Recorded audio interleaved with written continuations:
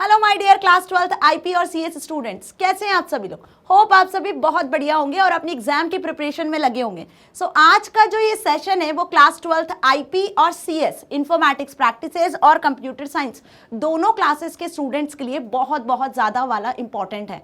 कैसे मैम? तो आज मैं डिस्कस करने वाली हूँ आपके साथ आपकी बुक का यूनिट 3 जो आपके सिलेबस में यूनिट्स में डिवाइड किया हुआ है। उसमें यूनिट 3 कंप्यूटर नेटवर्क जो 100% आपकी एग्जाम में पूछा जाएगा, जिसके क्वेश्चन आपकी एग्जाम में एमसीक्यू टाइप में लॉन्ग आंसर्स में आएंगे ही आएंगे। सो सारी तैयारी आपकी कंप्यूटर नेटवर्क की इस एक वीडियो में मैं करवा देने वाली हूं, जिसके लिए आपको बने रहना है स्टार्ट से लेकर एंड तक पूरे सेशन में। और यदि अभी तक अपने दोस्तों को इन्फॉर्म नहीं किया है तो भाई इन्फॉर्म कर दो। कंप्यूटर साइंस और आईपी दोनों का जो कॉमन चैप्टर है कंप्यूटर नेटवर्क, उसे हम डिस्कस करने वाले हैं। So without going any delay let's start the session. तो सबसे पहले आपको नेटवर्क के बारे में पता होना चाहिए कि नेटवर्क क्या होता है। एंड होप आप सभी को अच्छे से क्लियर है कि डिफरेंट टाइप के नेटवर्क होते हैं जिसके थ्रू हम लोगों के साथ कनेक्ट हो सकते हैं। ठीक है, सो अ ग्रुप ऑफ 2 और मोर सिमिलर थिंग्स और people interconnected with each other. जब दो चीजें या ग्रुप ऑफ पीपल्स आपस में कनेक्टेड होते हैं, कम्युनिकेट करते हैं, तो क्या फॉर्म होता है? एक नेटवर्क फॉर्म होता है। जैसे फॉर एग्जाम्पल सोशल नेटवर्क, ठीक है, mobile network, network of computers और airlines, railways, bank, hospital networks. ये कुछ नेटवर्क के एग्जांपल्स हो गए। यहाँ पे हम बात कर रहे हैं सिर्फ ग्रुप ऑफ पीपल्स की जो कम्युनिकेट कर पा रहे हैं, तो वो सोशल नेटवर्क होता है। इसी तरीके से रेलवे का नेटवर्क होता है, बैंक का नेटवर्क होता है। ठीक है, यहाँ पे हमने मोबाइल नेटवर्क की भी बात करी, तभी तो आप इजिली कम्युनिकेट कर पाओगे, है ना। लेकिन जब दो या दो से ज्यादा कंप्यूटर्स आपस में कनेक्ट होते हैं और वो कनेक्ट होकर कम्युनिकेट कर रहे होते हैं, मीन्स व्हाट कि वो डेटा को शेयर कर रहे होते हैं, इंफॉर्मेशन को शेयर कर रहे होते हैं, तो उस टाइप के नेटवर्क को हम क्या कहते हैं? उस टाइप के नेटवर्क को हम कहते हैं कंप्यूटर नेटवर्क। ओके, तो पहले तो इस चैप्टर का मोटिव अच्छे से क्लियर हो गया कि इस चैप्टर में हम पढ़ने क्या वाले हैं। इस चैप्टर में हम कंप्यूटर नेटवर्क कैसे फॉर्म होता है, कौन कौन से डिवाइसेस की जरूरत होती है, ठीक है, साथ ही कंप्यूटर नेटवर्क में कितने टाइप के नेटवर्क हो सकते हैं, किस रेंज के अकॉर्डिंग हो सकते हैं, कौन कौन सी नेटवर्क टर्मिनोलॉजीज हैं जिनका आप यूज करते हो। तो ये सारी चीजें जो मैंने अभी बताई ना, यही एग्जाम में आपसे पूछी जाती है। हर साल के पेपर में आपसे यही सारी टर्मिनोलॉजीज पूछी जाती है, इन्हीं पर बेस्ड क्वेश्चन आते हैं, राइट। तो इन्हें ही हम इस होल वीडियो में डिस्कस करने वाले हैं। तो कंप्यूटर नेटवर्क की जो डेफिनेशन बनती है 2 मार्क्स की, आपसे पूछ लेते हैं जनरली, तो क्या लिख कर आओगे? Computer network can include different types of nodes और host like server, desktop, laptop, cellular phones. अब कंप्यूटर नेटवर्क में कंप्यूटर्स चाहिए आपको, है ना। तो इंडिविजुअल कंप्यूटर को जो नेटवर्क में कनेक्टेड है उन्हें क्या कहते हैं? हम नोड कहते हैं, या फिर हम क्या कहते हैं? उन्हें होस्ट कहते हैं। तो ये भी एक क्वेश्चन बनता है, एमसीक्यू में पूछा जाता है कि एक कंप्यूटर नेटवर्क में जो इंडिविजुअल कंप्यूटर होता है उसे क्या कहा जाता है? नोड या फिर होस्ट कंप्यूटर। अब जो नोड या जो होस्ट कंप्यूटर है बेसिकली वो कोई सर्वर सिस्टम हो सकता है, कोई डेस्कटॉप सिस्टम हो सकता है, कोई लैपटॉप हो सकता है, या फिर कोई सेल्युलर फोन भी हो सकता है, क्योंकि हम इन सारे डिवाइसेस को आपस में नेटवर्क में कनेक्ट कर सकते हैं। आई बात समझ में? इसी के साथ वो एक प्रिंटर भी हो सकता है, एक स्कैनर भी हो सकता है, तो ये सारे रिसोर्सेस कहलाते हैं। आई बात समझ में? Such interconnection allow computers to share data and resources among each other using wired और वायरलेस मीडिया। अब ये कैसे कनेक्टेड होते हैं? या तो ये वायर्ड मीडिया के थ्रू कनेक्ट होते हैं या फिर ये वायरलेस मीडिया के थ्रू कनेक्ट होते हैं। तो कनेक्टिविटी का मीडियम क्या हो गया? वायर्ड और wireless. Okay, apart from computers network include networking devices. ये तो अभी हमने कंप्यूटर्स की बात करी, लेकिन इनको कनेक्ट करने के लिए आपको किसी डिवाइसेस की जरूरत होती है और वो डिवाइसेस आपके कहलाते हैं नेटवर्किंग डिवाइसेस। ठीक है, जिसमें हम switch, router, modem, bridge, gateway, इन सारे नेटवर्किंग डिवाइसेस का यूज करते हैं, जिसके थ्रू आप कंप्यूटर्स में नेटवर्क को एक्सेस कर सकते हो, फाइल्स को, डेटा को शेयर कर सकते हो। For communication data in a network is divided into smaller chunks called packets. बहुत इंपॉर्टेंट लाइन, ये भी एमसीक्यू में पूछी जाती है कि जब डेटा ट्रांसफर हो रहा होता है एक कंप्यूटर सिस्टम से दूसरे कंप्यूटर सिस्टम पे, तो लार्ज डेटा को कैसे ट्रेवल किया जाता है, कैसे ट्रांसफर किया जाता है नेटवर्क में? स्मॉलर पैकेट्स के फॉर्मेट में, स्मॉलर चंक्स के फॉर्मेट में, जिसे हम पैकेट्स कहते हैं। ठीक है, चलिए, तो इतना अच्छे से समझ में आ गया? हाँ जी मैम, समझ में आ गया। यदि 2 मार्क्स की डेफिनेशन आएगी, कुछ क्वेश्चन पूछ लिया आपसे एमसीक्यू बेस्ड, तो अब आप लिखकर आ सकते हो, right. Now based on geographical area, ठीक है, अब कितने टाइप के कंप्यूटर नेटवर्क होते हैं एक जियोग्राफिकल एरिया के अकॉर्डिंग यदि हम बात करें, तो उसमें डेटा ट्रांसफर रेट क्या होता है, ठीक है, कितने टाइप के कंप्यूटर नेटवर्क होते हैं। तो जियोग्राफिकल एरिया के अकॉर्डिंग यहाँ पे 3 टाइप के कंप्यूटर नेटवर्क मैंने लिखे हुए हैं, लेन, मैन एंड वेन। वैसे तो बहुत सारे टाइप होते हैं, एक और टाइप होता है जिसे हम कहते हैं पेन, ठीक है, that is private area network या पर्सनल एरिया नेटवर्क भी कुछ लोग इसे कहते हैं। डोंट वरी, दोनों ही सही है। पर्सनल एरिया नेटवर्क भी आप इसे कह सकते हो, या प्राइवेट एरिया नेटवर्क भी आप इसे कह सकते हो। ठीक है, तो ऐसे जो मेन कैटेगरी यदि देखी जाए तो वो तीन ही होती है, लेन, मैन, वेन। इसका फुल फॉर्म अच्छे से याद कर लेना, local area network, metropolitan area network और वाइड एरिया नेटवर्क। ये तीन ही होते हैं, मेन ये तीन ही होते हैं, लेकिन आजकल हम पेन को भी इंक्लूड कर लेते हैं। Personal area network that is private, या फिर आप इसे प्राइवेट एरिया नेटवर्क भी कह सकते हो। ठीक है, इनके फुल फॉर्म्स आपसे एग्जाम में एमसीक्यूज वगैरह में पूछ सकते हैं। अब ये होते क्या है, जब कंप्यूटर स्मॉल रेंज में कनेक्टेड होते हैं तो हम उसे क्या कहते हैं कि लोकल एरिया में कनेक्टेड है, या बिल्कुल स्मॉल रेंज में, मतलब हम बोले कि एक हाउस में आपने क्या किया हुआ है, आपके घर में आपने दो फोन है, आपका लैपटॉप है, आपका मेन डेस्कटॉप पीसी है, उनको कनेक्ट कर दिया, तो ये क्या बन गया, ये एक प्राइवेट एरिया नेटवर्क बन गया या पर्सनल एरिया नेटवर्क बन गया, जिसमें आपने कुछ डिवाइसेस को कम्युनिकेट करवा रहे हो, कनेक्ट किया हुआ है नेटवर्क में। ठीक है, स्मॉल रेंज में, तो वहीं डेटा ट्रांसफर रेट भी थोड़ा फास्ट होगा। आई बात समझ में। लेकिन जब मैं बात करती हूँ लैन की, that is local area network की, तो यहाँ पे आपने एक बिल्डिंग में कंप्यूटर्स को कनेक्ट किया हुआ है। जैसे आपकी स्कूल की बिल्डिंग में जो लैब है उसमें 50 कंप्यूटर्स है, तो पूरे 50 कंप्यूटर्स आपस में कनेक्टेड है। मींस व्हाट कि ये क्या फॉर्म कर रहे हैं, ये एक लोकल एरिया नेटवर्क लैन फॉर्म कर रहे हैं। तो किसी ऑफिस में, किसी कैंपस में, किसी कंपनी में जितने कंप्यूटर्स कनेक्टेड होते हैं शॉर्ट रेंज में, स्मॉल रेंज में, तो वो फॉर्म करते हैं LAN, that is local area network. इसकी जो लिमिट होती है, ये ध्यान रखना, इसकी जो जियोग्राफिकल एरिया की लिमिट होती है वो 1 किलोमीटर टू 10 किलोमीटर होती है। मतलब इतनी किलोमीटर्स के डिस्टेंस में आप कंप्यूटर्स को कनेक्ट करवा सकते हो। अब इसको कनेक्ट करने के लिए हमें जिस डिवाइस की जरूरत पड़ती है, जिस कम्युनिकेशन मीडियम की जरूरत पड़ती है, वो होता है ईथरनेट केबल, या आप फायर ऑप्टिक्स का यूज कर सकते हो, या फिर आप वाईफाई का भी यूज कर सकते हो। मतलब आइदर आप वायरलेस और वायर्ड दोनों में से किसी भी कनेक्शन का यूज कर सकते हो। तो वायर्ड कनेक्शन की मैं बात करूं तो आप ईथरनेट केबल या फाइबर ऑप्टिक्स केबल का यूज कर सकते हो, या फिर आप वायरलेस कनेक्शन की बात करूं तो आप वाईफाई का यूज कर सकते हो। ठीक है, ये कनेक्टिविटी के मीडियम हुए। ये जो चैनल होता है जिसके थ्रू आप कंप्यूटर्स को कनेक्ट कर रहे हो, लोकल एरिया नेटवर्क, ये सिक्योर होता है। क्यों? क्योंकि यहाँ पे कम कंप्यूटर्स होते हैं।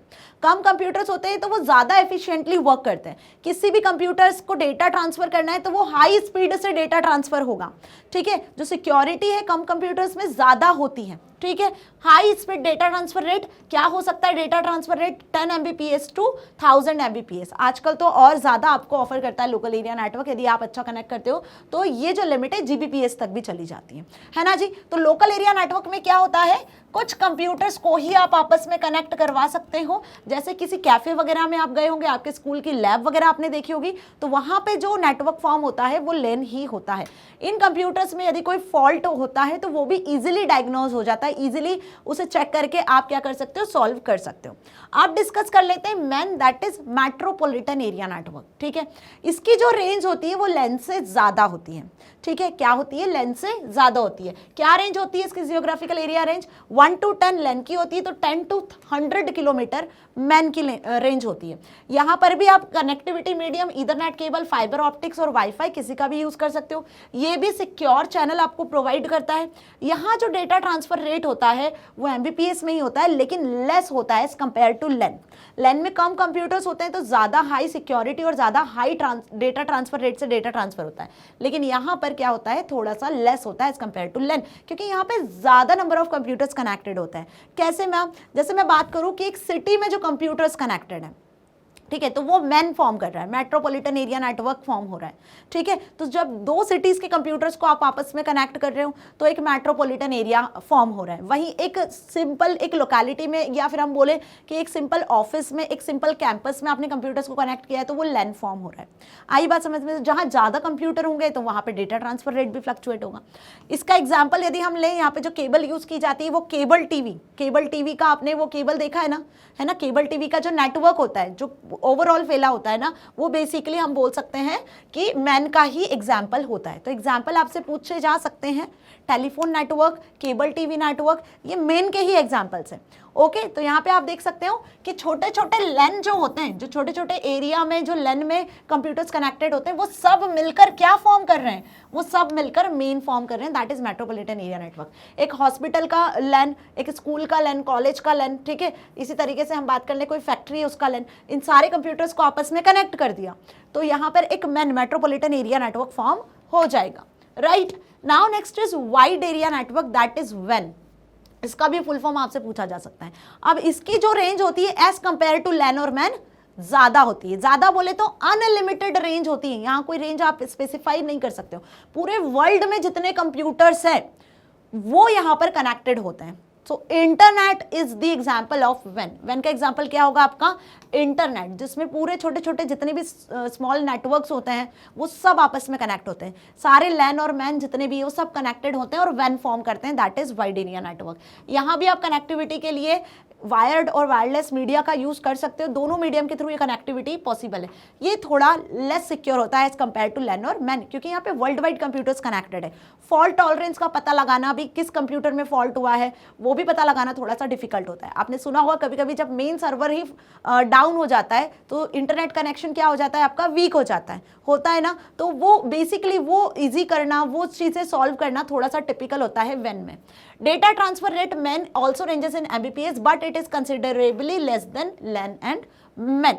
Internet is the largest WAN that connects billions of computers, smartphones, millions of LANs from different continents. Different continent के जो मिलियन बिलियंस ऑफ लेंस हैं, कंप्यूटर्स हैं, उनको कनेक्ट किया हुआ है कौन? वैन। आगे ये बात समझ में, डायग्राम में आपको दिख रहा होगा सारे कंप्यूटर्स आपस में कनेक्टेड है, छोटे छोटे लैंडमैन के साथ में जो कनेक्टिविटी है वो वैन आपको प्रोवाइड कर रहा है। तो इतना ही आपको लिख कर आना है, जो मेन पॉइंट्स है वो सब मैंने मेंशन किया हुआ है। अब ये क्वेश्चन आपसे 2 मार्क्स में भी पूछ सकते हैं, क्वेश्चन आपसे 4 मार्क्स में भी पूछ सकते हैं, एंड 100% आपकी पेपर में इससे रिलेटेड एक क्वेश्चन तो आएगा ही आएगा। ये मान के चलो, चाहे आपका सीएस है या आपका आईपी है, एक क्वेश्चन इससे रिलेटेड आपके पेपर में छप चुका है, ठीक है। अब चाहे वो डिफरेंस हो या फिर आपसे फुल फॉर्म पूछा हो या फिर आपसे 2 मार्क्स में इसका डिस्क्रिप्शन पूछा हो, आई बात समझ में? चलो भाई, तो डिफरेंस यदि पूछेंगे तो क्या लिख कर आओगे? ध्यान से देखो, लैन, मैन और वैन, पहले तो इनका आप फुल फॉर्म लिख कर आ जाना, local area network, metropolitan area network और वाइड एरिया नेटवर्क। कितना एरिया कवर किया हुआ है? तो few kilometres, 1 to 10 kilometres area LAN cover करता है, अप टू 100 किलोमीटर्स का एरिया मैन कवर करता है, और एंटायर कंट्री, कॉन्टिनेंट, पूरे ग्लोब में जो फैला हुआ नेटवर्क है, अनलिमिटेड रेंज वैन कवर करता है, ठीक है। एरर रेट जो मैंने बताया, इसमें एरर रेट लोएस्ट होते हैं, कम कंप्यूटर्स होते हैं तो कम टाइम में एरर सॉल्व हो जाती है। यहाँ पे एरर रेट मॉडरेट होते हैं, मॉडरेट का मतलब मीडियम होते हैं, ठीक है, सॉल्व हो जाएंगे। यहाँ पे एरर रेट ज्यादा होते हैं क्योंकि वर्ल्ड वाइड कंप्यूटर्स कनेक्ट होता है, कब किस कंप्यूटर में कैसी प्रॉब्लम आ जाए तो उसको डायग्नोज करना, वहां तक पहुंचना थोड़ा डिफिकल्ट होता है, ठीक है। ट्रांसमिशन स्पीड लेन में हाई होती है, कम कंप्यूटर ज्यादा स्पीड से डेटा ट्रांसफर करते हैं। मैन की मॉडरेट होती है, लेन से ज्यादा बट वैन से कम। और वहीं बात कर ले वैन की, तो डेटा ट्रांसफर स्पीड स्लो होती है एज कंपेयर टू लैन और मैन। आई बात समझ में? नेटवर्किंग कॉस्ट, लैन को स्टैब्लिश करने में, एक लोकल एरिया नेटवर्क बनाने में जो कॉस्ट लगती है वो इनएक्सपेंसिव होता है, मतलब ज्यादा कॉस्ट नहीं लगती है, ठीक है। लेकिन वही बात कर ले हम मैन की, तो यहाँ लेन से ज्यादा कंप्यूटर्स होते हैं, केबल्स ज्यादा लगती हैं, ठीक है, तो इसकी कॉस्ट थोड़ी सी बढ़ जाती है। वही बात करें वैन की, तो वैन को स्टैब्लिश करने में थोड़ा एक्सपेंसिव होता है क्योंकि वर्ल्ड वाइड आपको केबल्स एंड ऑल, सैटेलाइट्स वगैरह जैसे भी कनेक्शन आपको करवाना है, थोड़ा हाई कॉस्ट पे पहुंच जाता है। तो ये एक डिफरेंस है जो आपको लिख कर आना है। क्वेश्चन यदि 4 मार्क्स में आएगा तो इस तरीके से लिख कर आना, 2 मार्क्स में आएगा तो 2 ही पॉइंट लिख कर आओगे, that's sufficient for you, okay. चलिए भाई, तो हमने डिस्कस कर लिया यहाँ पे कंप्लीटली टाइप्स ऑफ नेटवर्क, कितने टाइप के नेटवर्क होते हैं, ठीक है। अच्छा, नेटवर्क की एक छोटी सी हिस्ट्री है जो मैं आपको बता दूं, उसके बाद फिर हम ये डिस्कस करेंगे, क्योंकि एक क्वेश्चन ये भी आपसे पूछा जाता है, क्या आपको पता है सबसे पहला नेटवर्क कौन सा है? नहीं पता है तो सुन लो, पता है तो बहुत अच्छी बात है, 6th 7th 8th 9th में भी पढ़ा होगा आपने। अर्पानेट, अर्पानेट सबसे पहला नेटवर्क था। कौन सा था सबसे पहला नेटवर्क? जो 90s 80s में क्रिएट किया गया था। यूएस डिफेंस डिपार्टमेंट के 2 कंप्यूटर्स थे, यूएस डिफेंस डिपार्टमेंट के 2 कंप्यूटर्स थे, उनको कनेक्ट करने के लिए अर्पा एजेंसी को हायर किया गया था, एडवांस्ड रिसर्च प्रोजेक्ट एजेंसी को हायर किया गया था, जिसने पहला नेटवर्क क्रिएट किया था। तो इसका फुल फॉर्म होता है advanced research project agency network. ये भी आपसे एमसीक्यू में पूछ सकते हैं, इसका ईयर भी आपसे पूछा जा सकता है, ठीक है, जिसके थ्रू दोनों कंप्यूटर्स उस डिपार्टमेंट के कम्युनिकेट कर रहे थे। उसके बाद अपने इंडिया में जो बना दूसरा सेकेंड जो नेटवर्क बनाया गया जिसमें कंप्यूटर्स को कनेक्ट किया गया, वो था NSF net, national science foundation network, ठीक है, जिसमें बेसिकली जो नेशनल साइंस फाउंडेशन जो था, जिसमें कंप्यूटर्स को कनेक्ट किया गया था डेटा को ट्रांसफर करने के लिए, तो ये सेकंड नेटवर्क था। इसके बाद फिर ऐसे छोटे छोटे नेटवर्क को कनेक्ट करके वाइड एरिया नेटवर्क क्रिएट किया गया जिसका नाम है इंटरनेट। आई बात समझ में? तो इंटरनेट की शुरुआत कैसे हुई ये आपको पता होना चाहिए। पहला नेटवर्क कौन सा है, दूसरा नेटवर्क कौन सा है, इसका नाम, इसका फुल फॉर्म भी आपको पता होना चाहिए। ये आपसे एमसीक्यूज में पूछते ही है, ठीक है। चलिए, अब नेटवर्क में कंप्यूटर को कनेक्ट करने के लिए जो लैन मैन वैन आपने देखा, इनको फॉर्म करने के लिए आपको कंप्यूटर्स तो चाहिए ही चाहिए, लेकिन कुछ नेटवर्किंग डिवाइसेस की जरूरत भी होती है। तो वो नेटवर्किंग डिवाइसेस क्या होते हैं, इसका क्वेश्चन भी हर साल पेपर में आपसे एक ना एक तो पूछते ही हैं। तो जिसमें सबसे पहला डिवाइस है दैट इज मॉडेम, जिसका फुल फॉर्म होता है modulator and D modulator. Modulator का MO और डी मॉड्यूलेटर का DEM, इससे मिलकर बना दिया है मॉडेम। आई बात समझ में अच्छे से? अब क्या काम होता है, आपको पता होगा कि जब आप इंटरनेट कनेक्शन लेते हो तो पहले जो इंटरनेट कनेक्शन लिया जाता था वो टेलीफोन के थ्रू लिया जाता था। आजकल भी टेलीफोन के थ्रू आप ले सकते हो इंटरनेट कनेक्शन। तो टेलीफोन के थ्रू जो इंटरनेट कनेक्शन आप ले रहे हो उसमें आपको जिस नेटवर्किंग डिवाइस की जरूरत पड़ती है वो होता है मॉडेम, ठीक है। तो क्या होता है बेसिकली, यहाँ पे सपोज एक कंप्यूटर सिस्टम ने क्या किया, एक कंप्यूटर सिस्टम ने जब डेटा ट्रांसफर किया तो वो डेटा किसके पास जाएगा भाई, वो डेटा जाएगा मॉडेम के पास में। मॉडेम से फिर वो जाएगा आपके टेलीफोन लाइंस के पास, ठीक है। तो ध्यान से समझना, ये जो डेटा है पहले बेसिकली कहाँ पहुंचेगा, सपोज यहाँ से कुछ डेटा ट्रांसफर किया, ओके। सो जो भी डेटा यहाँ से जनरेट होगा वो मॉडेम तक पहुंचेगा। तो कंप्यूटर कैसा डेटा जनरेट करता है, डिजिटल फॉर्म में डेटा जनरेट करता है ना। तो मॉडेम तक किस फॉर्मेट में पहुंचा, वो डिजिटल फॉर्मेट में पहुंचा, ठीक है। अब मॉडेम से जब ये डेटा टेलीफोन लाइंस तक जाएगा तो किस फॉर्मेट में जाएगा, एनालॉग सिग्नल्स के फॉर्मेट में, एनालॉग फॉर्मेट में जाएगा। तो मॉडेम का काम क्या है, मॉडेम का काम है कंप्यूटर से डेटा को लेना, मॉड्यूलेट करना, और इसी को बोलेंगे डिजिटल से एनालॉग में जब डेटा कन्वर्ट कर रहा है मॉडेम तो इसे कहेंगे मॉड्यूलेटर, ठीक है। और फिर ये तो आपका सेंडर सिस्टम था, अब जो ये डेटा है वो कहाँ जाएगा भाई, रिसीवर सिस्टम तक जाएगा। तो रिसीवर सिस्टम के साइड पर भी एक मॉडेम लगा होगा और ये आपका हो गया रिसीवर सिस्टम, ठीक है। आई बात समझ में? तो ये हो गया रिसीवर सिस्टम। तो जो भी डेटा यहाँ से ट्रांसफर हो रहा है वो बेसिकली मॉडेम से डिजिटल से एनालॉग में कन्वर्ट हुआ। इस प्रोसेस को कहा हमने क्या, मॉड्यूलेशन। एंड अगेन फिर ये एनालॉग वे में पहुंचा दूसरे मॉडेम तक जो कि रिसीवर साइड पे लगा हुआ है, ठीक है। यहाँ पर भी तो इंटरनेट कनेक्टिविटी चाहिए ना।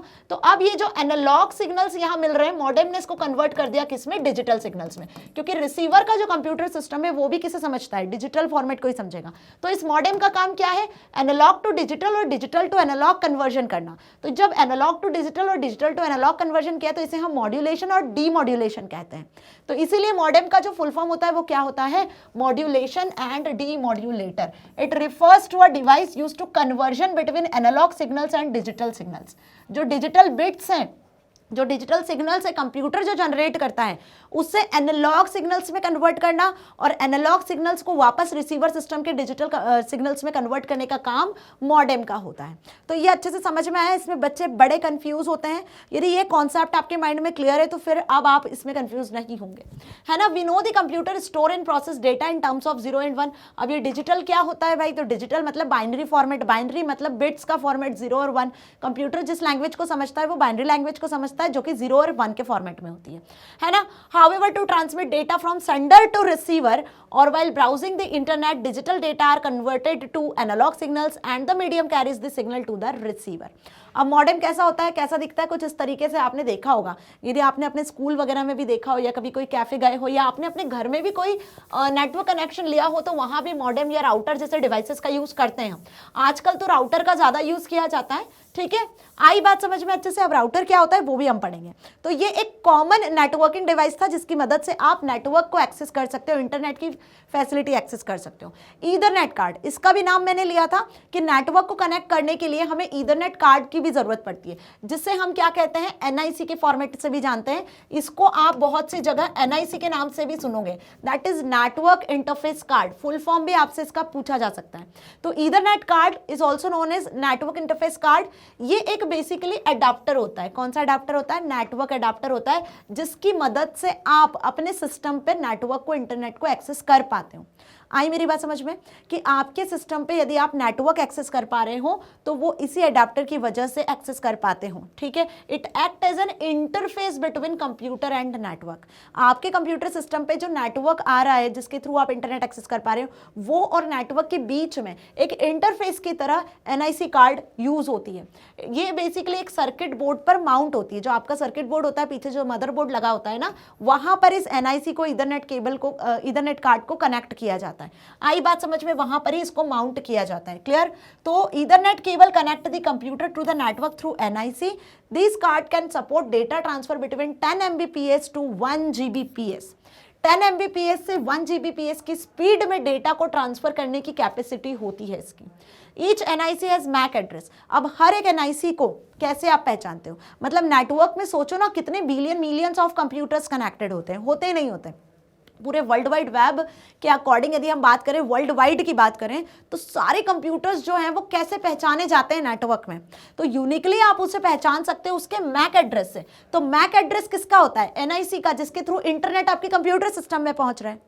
आई बात समझ में? आपके कंप्यूटर सिस्टम में जब ये ईथरनेट कार्ड अटैच है, मींस कि आपके कंप्यूटर सिस्टम में नेटवर्क पहुंच रहा है, इंटरनेट को आप एक्सेस कर पा रहे हो। तो आपका कंप्यूटर सिस्टम एक नेटवर्किंग डिवाइस बन चुका है, नेटवर्क में कनेक्ट होने वाला एक होस्ट, एक नोड बन चुका है। तो उसे नेटवर्क में पहचाना कैसे जा रहा है? उसके मैक एड्रेस से। ठीक है, तो मैक एड्रेस क्या होता है? हर एक NIC का, हर एक ईथरनेट कार्ड का मैक एड्रेस होता है। मीडिया एक्सेस कंट्रोल इसे हम बोलते हैं। ये मैक एड्रेस क्या होता है? मीडिया एक्सेस कंट्रोल, जो कि यूनिकली नेटवर्क में कंप्यूटर को आइडेंटिफाई करता है। कंप्यूटर्स को नेटवर्क में यूनिकली आइडेंटिफाई करने के लिए हम इस मैक एड्रेस का यूज करते हैं, that uniquely identifying the computer on the network. तो ये चीज आपको अच्छे से ध्यान कर लेनी है। यहाँ कुछ इंपॉर्टेंट सी चीजें मैंने आपको बताई हैं जो आपसे एग्जाम में पूछी जाती हैं। लाइक ईथरनेट कार्ड को NIC बोलते हैं, NIC का full form network interface card होता है। कितनी स्पीड से यहाँ पे डेटा ट्रांसफर होता है? 1 Mbps से 1 Gbps तक। 1 Gbps में कितने Mbps होते हैं? तो मैम 1 Gbps में 1000 Mbps होते हैं। इसको कैसे पता करोगे? यहाँ भी बच्चों को डाउट होते हैं। सुनो, आपको अच्छे से पता है क्या कि यहाँ पर मैम यदि मैं बात करूं तो 1 बाइट किससे मिलकर बनता है बेटा? फिर से बताती हूँ। देखो, बिट्स क्या होती हैं? 2 बिट्स होती हैं मैम, 0 एंड 1। ये हमें अच्छे से पता है। ठीक है, 4 बिट मिलकर क्या बनाती है मैम? तो 4 बिट मिलकर 1 निबल क्रिएट करती है। ठीक है, इसी तरीके से 8 बिट मिलकर क्या बनाती है मैम? तो 8 बिट मिलकर 1 बाइट बनाती है ना? क्लियर? 1 किलोबाइट, 100 मतलब 1000 बाइट, अगर 1000 बाइट को मिला दिया जाए तो 1 किलोबाइट बन जाता है। इसी तरीके से 1000 किलोबाइट को मिला दिया जाए तो 1 मेगाबाइट बन जाता है। और इसी तरीके से यदि 1000 MB को, मेगाबाइट को मिला दिया जाए तो 1 GB बन सकता है। तो आपको ये जो प्रोसेस है जो मैंने यहाँ पे बताई है, ये अच्छे से याद होनी चाहिए। ये याद होगी तो इससे रिलेटेड कोई क्वेश्चन आपसे पूछ लिया जाएगा तो आप इजीली कर पाओगे। पहले इसको हम 1024 से डिनोट करते थे, लेकिन आजकल इसको 1000 बिट से 1000 बाइट से आप इंडिकेट कर सकते हो। तो इसकी जो स्पीड होती है वो 10 Mbps से लेकर 1000 Mbps तक, मतलब 1000 Mbps की बात करूं तो मैं 1 गीगाबाइट पर सेकेंड तक हो सकती है। तो GB का फुल फॉर्म गीगाबाइट, PS मतलब पर सेकेंड, MB मेगाबाइट। ऐसे ही जब मैं बोलूंगी यहाँ पर क्या कि 1000 GB मिलेंगे तो क्या बन जाएगा? 1 टेराबाइट, पेटाबाइट, जोटाबाइट, योटाबाइट। आजकल तो बहुत सारे ज़्यादा मेजरमेंट के अकॉर्डिंग आपको हार्ड डिस्क ड्राइव वगैरह मिल जाती है। ओके, तो ये अच्छे से समझ में आ गया? कोई डाउट यहाँ तक नहीं ना? इसे आप नोट डाउन भी कर सकते हो। जनरली ये मिलता नहीं है कहीं भी लिखा हुआ और इसमें बच्चे कंफ्यूज होते ही हैं। ओके, चलिए आगे बढ़ते हैं रिपीटर पर। तो हमने NIC कार्ड डिस्कस कर लिया, मॉडेम डिस्कस कर लिया, दोनों की अपनी अलग इंपॉर्टेंस है। रिपीटर क्यों यूज किया जाता है? रिपीटर नाम से समझ लेना, रिपीट करता है। किससे रिपीट करता है मैम? तो वीक सिग्नल्स को स्ट्रॉन्ग सिग्नल्स में कन्वर्ट कर देता है। जब बहुत लार्ज डिस्टेंस पर डेटा ट्रांसफर हो रहा होता है ना, सपोज कोई बंदा इंडिया में है और कोई US में है, तो इंडिया में बैठकर उसने किसी कंप्यूटर से कोई डेटा ट्रांसफर किया, कोई ईमेल सेंड किया US में किसी पर्सन को। ठीक है, तो अब देखो कैसा डिस्टेंस है, बहुत लेंथी डिस्टेंस है। ठीक है, तो इस डिस्टेंस पे हो सकता है डेटा को ट्रैवल होते होते बीच में सिग्नल्स ना मिले, सिग्नल्स वीक हो जाए। तो वीक सिग्नल्स को रिपीट करना, स्ट्रॉन्ग सिग्नल्स में कन्वर्ट कर देना, वीक सिग्नल्स को रीजनरेट कर देना, ये काम होता है बेसिकली रिपीटर का। ठीक है, तो इससे याद रखोगे आप। Data are carried in the form of signals over the cable. आपको पता है कि जो भी डेटा ट्रैवल हो रहा होता है वो केबल्स के फॉर्मेट में, जो इथरनेट केबल वगैरह, फाइबर ऑप्टिक केबल वगैरह आप यूज करते हो उसके फॉर्मेट में होता है। So these signals can travel a specified distance about 1000 meter, 100 meter. Okay, so signals loss their strength. बीच में क्या हो सकता है? सिग्नल अपनी स्ट्रेंथ को लॉस कर सकता है। ठीक है, उसकी जो लिमिट है वो क्या हो सकती है? ज़्यादा हो सकती है डेटा ट्रांसफर करने की, तो उससे सिग्नल्स वीक हो सकते हैं। So in such conditions original signal needs to be regenerated. तो ओरिजिनल सिग्नल्स को रीजनरेट करने के लिए हम इस तरीके का रिपीटर नाम का एक डिवाइस यूज कर सकते हैं। ठीक है, जिससे आपका डेटा ट्रांसफर जो रेट है वो फास्ट भी होगा और सिग्नल्स इन केस बीच में वीक भी होते हैं तो वो रीजनरेट हो जाएंगे, ओरिजिनल सिग्नल्स के फॉर्मेट में डेटा इजी वे में ट्रांसफर होगा। तो रिपीटर भी एक टाइप का नेटवर्किंग डिवाइस हुआ। तो होप आपको ये भी अच्छे से समझ में आया कि रिपीटर का क्या यूज होता है। ये आपसे एमसीक्यूज में पूछेंगे, डेफिनेटली पूछेंगे 110%। Okay, now next is hub. Hub और स्विच में डिफरेंस 100% एग्जाम में आता है। अपने सीनियर्स से आप लोग पूछ सकते हो, ठीक है। जो क्वेश्चंस मैं बता रही हूँ, जैसे आपको बताया जा रहा है वैसे क्वेश्चंस एज इट इज उठ के एग्जाम में आते हैं। हब क्या होता है, स्विच क्या होता है, हब को इंटेलिजेंट, स्विच को इंटेलिजेंट हब क्यों कहते हैं, दोनों में क्या डिफरेंसेस हैं, अभी आपको सारे क्वेश्चंस के आंसर्स क्लियर हो जाएंगे। ओके तो हब क्या हुआ भाई, हब एक नेटवर्किंग डिवाइस है, जैसे मॉडेम होता है वैसा ही एक नेटवर्किंग डिवाइस होता है, जो कि अलग अलग डिवाइसेस को, सपोज आपने देखा होगा, आपने अपने कंप्यूटर लैब में देखा होगा, जो आपके स्कूल में कंप्यूटर लैब है, सपोज 40 कंप्यूटर्स आपस में कनेक्टेड है। तो वो जो कंप्यूटर्स आपस में कनेक्टेड है केबल्स के थ्रू, तो वो केबल्स कहीं ना कहीं किसी ना किसी जगह पर आकर कनेक्ट हो रही होंगी। तो वो जिस डिवाइस के साथ कनेक्ट हो रही है बेसिकली उसी को हब कहते हैं। तो हब एक कनेक्टिंग डिवाइस होता है जो नेटवर्क में कंप्यूटर्स को कनेक्ट करता है। उनकी जो केबल्स आती है, नेटवर्क की जो केबल्स आती है हब कंप्यूटर्स की, वो बेसिकली हब में ही कनेक्ट होती है। Data arriving on any of the lines are sent out on all others, ये काम होता है बेसिकली हब का। जैसे फॉर एग्जांपल ऐसा दिखता है हब डिवाइस, ये जो दिख रहे हैं ना आपको पॉइंट्स, सपोज यहाँ पे 10 पॉइंट्स है, तो 10 कंप्यूटर्स को आप इस एक हब से कनेक्ट कर सकते हो, ठीक है। और इनकी केबल आपने देखी होगी, नेटवर्क की केबल किस तरीके से होती है, प्लास्टिक की होती है, कुछ इस तरीके से पॉइंट्स होते हैं नेटवर्क केबल के, है ना, डिफरेंट ही होती है, क्लियर। तो उसे आप यहाँ पे हब में कनेक्ट कर सकते हो, राइट। अब सपोज मैंने ऐसा कहा कि यहाँ पे 4 कंप्यूटर्स हैं और इन चारों कंप्यूटर्स को हमने क्या करा, एक हब से कनेक्ट कर दिया। ये हब है, चारों कंप्यूटर्स को हमने यहाँ पर कनेक्ट कर दिया। तो हब का काम क्या होगा, सपोज इस ए सिस्टम को कोई डेटा सेंड करना है, किस तक, इस ए सिस्टम को इस सी सिस्टम तक डेटा सेंड करना है। तो यहाँ पे जो ये डेटा है पहले बी के पास जाएगा, फिर वहां से सी के पास पहुंचेगा। और यदि सेम टाइम पर ए ने और बी ने, दोनों कंप्यूटर ने डेटा सेंड कर दिया, ठीक है, तो क्या होगा, यहाँ पे डेटा कोलाइड होने के भी चांसेस होंगे। तो हब के पास में प्रॉब्लम्स बहुत है, कंप्यूटर्स को नेटवर्क में कनेक्ट तो कर देता है, लेकिन प्रॉब्लम क्या है कि डेटा कोलाइड हो सकता है। सेम टाइम पे यदि एक से ज्यादा कंप्यूटर्स ने, नोड्स ने डेटा ट्रांसफर कर दिया, और यदि एक कोई सिस्टम डेटा ट्रांसफर करेगा तो वो डेटा सारे कंप्यूटर सिस्टम तक पहुंचेगा, ये भी एक और प्रॉब्लम है। So the limitation of hub is that if data from 2 devices come at the same time they will collide. तो इसी प्रॉब्लम को हटाने के लिए, इसी प्रॉब्लम को ओवरकम करने के लिए हम जिस डिवाइस का यूज कर लेते हैं उस डिवाइस का नाम होता है स्विच। तो स्विच को क्या कहते हैं हम, इंटेलिजेंट हब। कि हब की जो प्रॉब्लम थी उसको ओवरकम किया है इंटेलिजेंट वे में स्विच ने, ठीक है। तो स्विच एक नेटवर्किंग डिवाइस है जो कि एक सेंट्रल रोल प्ले करता है लोकल एरिया नेटवर्क में। मतलब इस तरीके का हब जैसा ही स्विच होता है, इसमें बहुत सारे कनेक्शंस होते हैं, इसमें आप हब से ज्यादा कंप्यूटर्स को कनेक्ट कर सकते हो, इसकी कैपेसिटी भी ज्यादा होती है। और जो कोलाइजन वाली प्रॉब्लम थी कि सेम टाइम पे यदि 2 से ज्यादा कंप्यूटर ने डेटा ट्रांसफर किया, तो स्विच बिल्कुल भी ऐसा कोलाइजन वाला काम नहीं करता है। वो क्या करता है, उसे पता होता है कि सोर्स कंप्यूटर कौन सा है जहां से डेटा आया है, और रिसीवर कंप्यूटर कौन सा है जहां तक डेटा पहुंचाना है, ये स्विच को पता होता है, ठीक है। और स्विच का दूसरा काम क्या होता है, कोलाइजन तो उसने ओवरकम किया, दूसरा काम ये होता है कि जो लार्ज डेटा होता है ना, जो लार्ज डेटा होता है उसको वो स्मॉलर चंक्स में डिवाइड कर देता है, स्मॉलर फाइल्स में डिवाइड कर देता है, जिन्हें हम क्या कहते हैं, पैकेट्स। जो मैंने स्टार्टिंग में आपको बताया कि नेटवर्क में जो डेटा ट्रांसफर हो रहा होता है वो स्मॉलर पैकेट्स में, स्मॉलर चंक्स में ट्रांसफर कर रहा होता है, ठीक है। तो यहाँ पे जो स्विच डिवाइस लगा होगा उसका काम होगा सोर्स से रिसीवर तक, है ना, सोर्स से डेस्टिनेशन तक कंप्यूटर्स में डेटा को पहुंचाना, और वो भी स्मॉलर पैकेट्स में डिवाइड करके बिना कोलाइजन के, ठीक। तो like a hub, network switch is used to connect multiple computers और computing devices. When data arrives the switch extract the destination address. अब ये कैसे डेस्टिनेशन तक एड्रेस डेटा पहुंचाता है, कैसे, सुनो। जैसे कि सोर्स कंप्यूटर ने या सेंडर ने कोई डेटा सेंड किया, ठीक है, तो जो स्विच डिवाइस लगा होता है, ये सपोज स्विच लगा हुआ है, तो स्विच क्या करता है, इससे, इस कंप्यूटर से रिसीवर का एड्रेस लेता है, ठीक है। और उसे जब पता चलता है कि ये रिसीवर इसका एड्रेस है, तो उसी एड्रेस पे ही है, उसी डेस्टिनेशन पे डेटा को पहुंचाता है। और रिसीवर जब डेटा को एक्सेस कर लेता है तो वो एक एक्नॉलेजमेंट भी सेंड करता है सेंडर तक। तो ये होल प्रोसेस होती है जिससे डेटा कोलाइड नहीं होता है। आई बात समझ में। When data arrives the switch extracts the destination address from data packets and look it up in the table to see where to send the packets. मतलब ये जो स्मॉल पैकेट्स हैं इन पर एड्रेस लिखा होता है रिसीवर का, उस कंप्यूटर सिस्टम का जो रिसीवर होगा जहां तक डेटा ट्रांसफर होना है। सो इसीलिए हम इस स्विच को क्या कहते हैं, इंटेलिजेंट हब के नाम से जानते हैं, क्योंकि इसमें डेटा कोलाइड होने के कोई चांसेस नहीं होते हैं। Now next is router. Router क्या होता है, राउटर मतलब जो रूट बताता है कि इंटरनेट पर नेटवर्क में जो कंप्यूटर्स कनेक्टेड है ना, तो एक कंप्यूटर सिस्टम ने जब दूसरे कंप्यूटर सिस्टम तक डेटा ट्रांसफर किया है तो उसका शॉर्टेस्ट पाथ क्या हो सकता है जिससे डेटा बिना कोई प्रॉब्लम के, बिना कोई तकलीफ के, इजी वे में, कन्वीनियंट वे में, फास्ट वे में पहुंच जाए।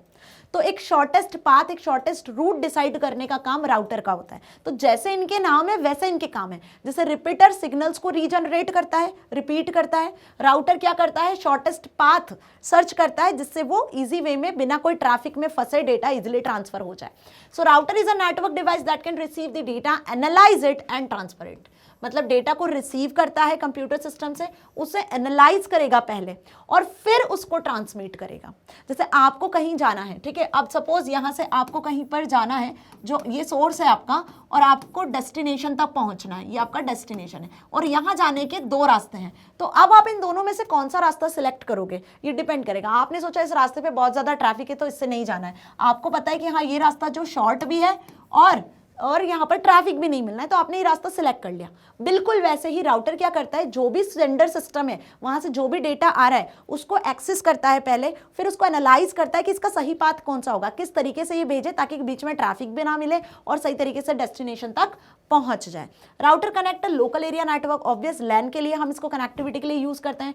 कंपेयर टू हब और स्विच, यदि हब और स्विच से इसको कंपेयर करें तो that has advanced capabilities to can analyze and data being carried over a network। इसके पास advanced capabilities होती हैं as compared to switch और hub। इसे पता होता है कि पैकेजिंग कैसे क्रिएट करना है, मतलब जो डेटा के पैकेट्स उसको कैसे क्रिएट करना है, कहाँ सेंड करना है और किस टाइप से सेंड करना है।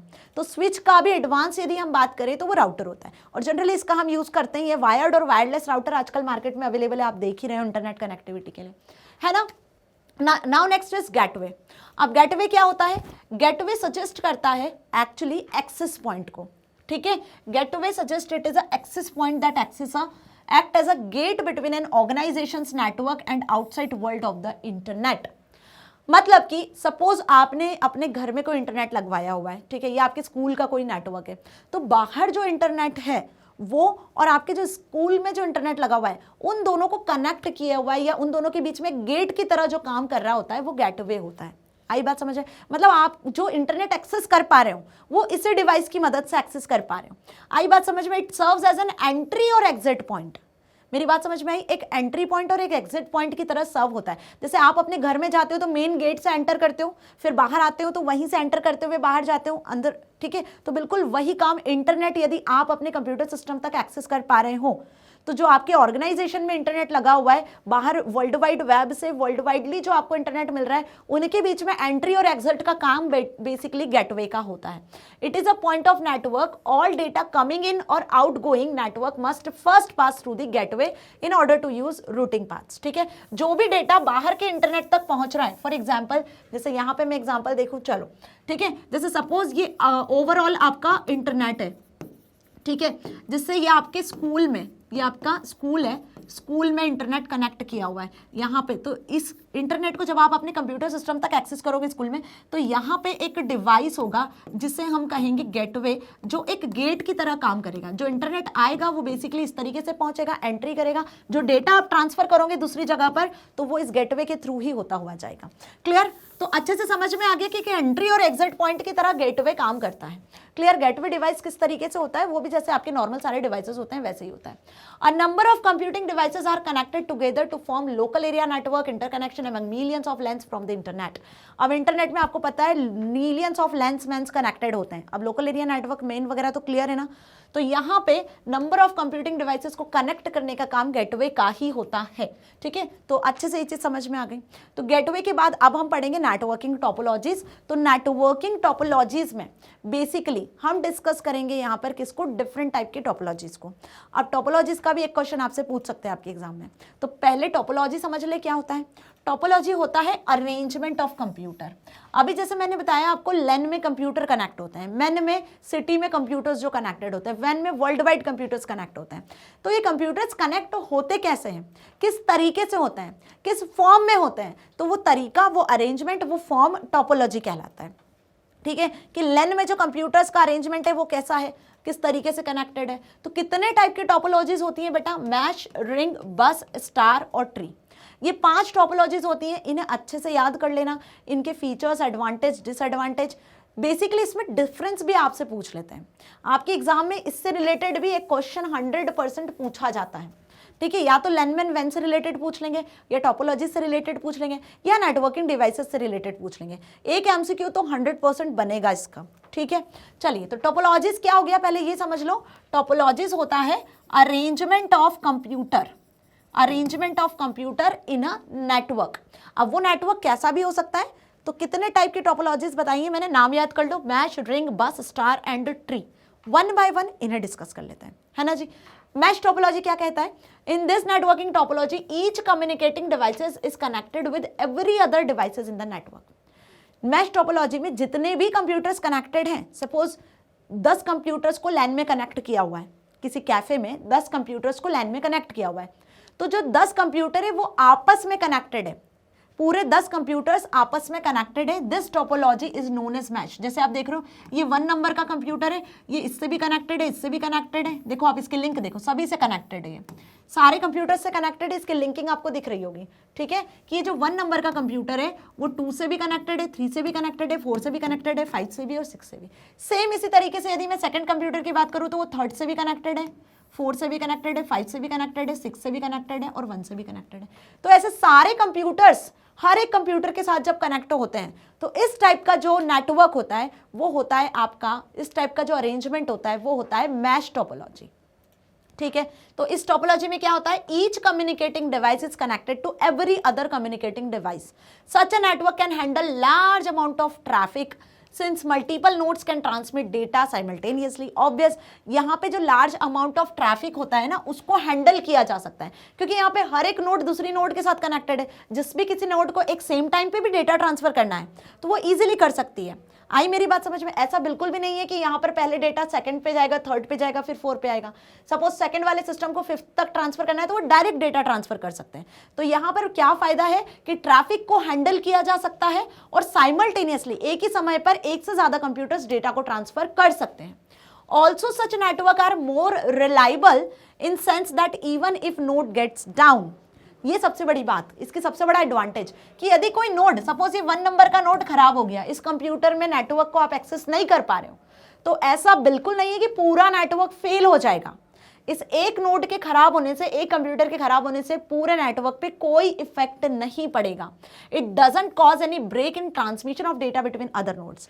अदर नोड्स आपस में डेटा इजीली ट्रांसफर कर सकते हैं। क्यों? क्योंकि ये सब आपस में कनेक्टेड है। तो मैश टोपोलॉजी अच्छे से समझ में आई। हर एक कंप्यूटर हर किसी दूसरे कंप्यूटर के साथ में कनेक्टेड होता है और साइमल्टेनियसली डेटा को ट्रांसफर कर सकता है बिना कोई ट्रैफिक प्रॉब्लम के। क्लियर? चलिए, तो इसके एडवांटेजेस मैंने बता दिए, तो अब इसके डिसएडवांटेजेस भी होते हैं। एडवांटेजेस क्या लिख कर होंगे? नो डेटा ट्रैफिक इश्यूज, क्योंकि एक एक डेडिकेटेड लाइन होती है यहाँ पे। रिलायबल होता है, रॉबस्ट होता है, फेलियर के चांसेस नहीं होते, होता भी है फेलियर तो इजीली कवर हो जाता है। सिक्योर होता है क्योंकि पॉइंट टू पॉइंट लिंक होते हैं कंप्यूटर सिस्टम, तो सिक्योरिटी मेंटेन होती है। फॉल्ट डिटेक्शन भी ईजी हो जाता है। ठीक है, तो ये होगा इसके क्या एडवांटेज। डिसएडवांटेज की बात करें तो भाई amount of wire required more as compare to other, क्योंकि यहाँ पे बहुत ज़्यादा वायर्स की ज़रूरत होगी, हर एक कंप्यूटर को कनेक्ट करना होगा। ठीक है, तो ये थोड़ा सा हैक्टिक वर्क होगा। Since every device needs to be connected with other devices, तो number of input output ports भी ज़्यादा लगेंगे, है ना, वायर्स भी ज़्यादा लगेंगे, इनपुट आउटपुट पोर्ट्स भी ज़्यादा लगेंगे। और स्केलेबिलिटी इशू यहाँ पर होते हैं। Scalability issue because a device can not be connected with large number of devices with a dedicated point two point link. मतलब कि स्केलेबिलिटी इशू यदि बोलूँ मैं, तो यदि लार्ज डिस्टेंस पे आप ये स्मैश टोपोलॉजी का यूज़ करते हो ना, तो यहाँ पे फिर इशू होंगे, क्योंकि point two point dedicated link provide करना लार्ज डिस्टेंस पर पॉसिबल नहीं होता है। आई बात समझ में? तो एक स्मॉल नेटवर्क के लिए मैश टोपोलॉजी ईजी होता है। वहीं बात कर लें हम दूसरी topology, that is ring topology. तो रिंग नाम से समझ में आ रहा है ना, जो रिंग इस तरीके की रिंग होती है, तो जब सर्क्यूलरली रिंग के फॉर्मेट में कंप्यूटर्स कनेक्ट होते हैं नेटवर्क में, तो वो टोपोलॉजी आपकी रिंग टोपोलॉजी कहलाती है। यहाँ पे जो डेटा ट्रांसफर होता है वो क्लॉकवाइज और एंटी क्लॉकवाइज दोनों तरीके से हो सकता है। Each node is connected in 2 other devices are each on either side as shown in the figure. देखो यहाँ पर एक नोड जो है वो अपने आइदर साइड की नोड्स के साथ कनेक्टेड होती है, ठीक है।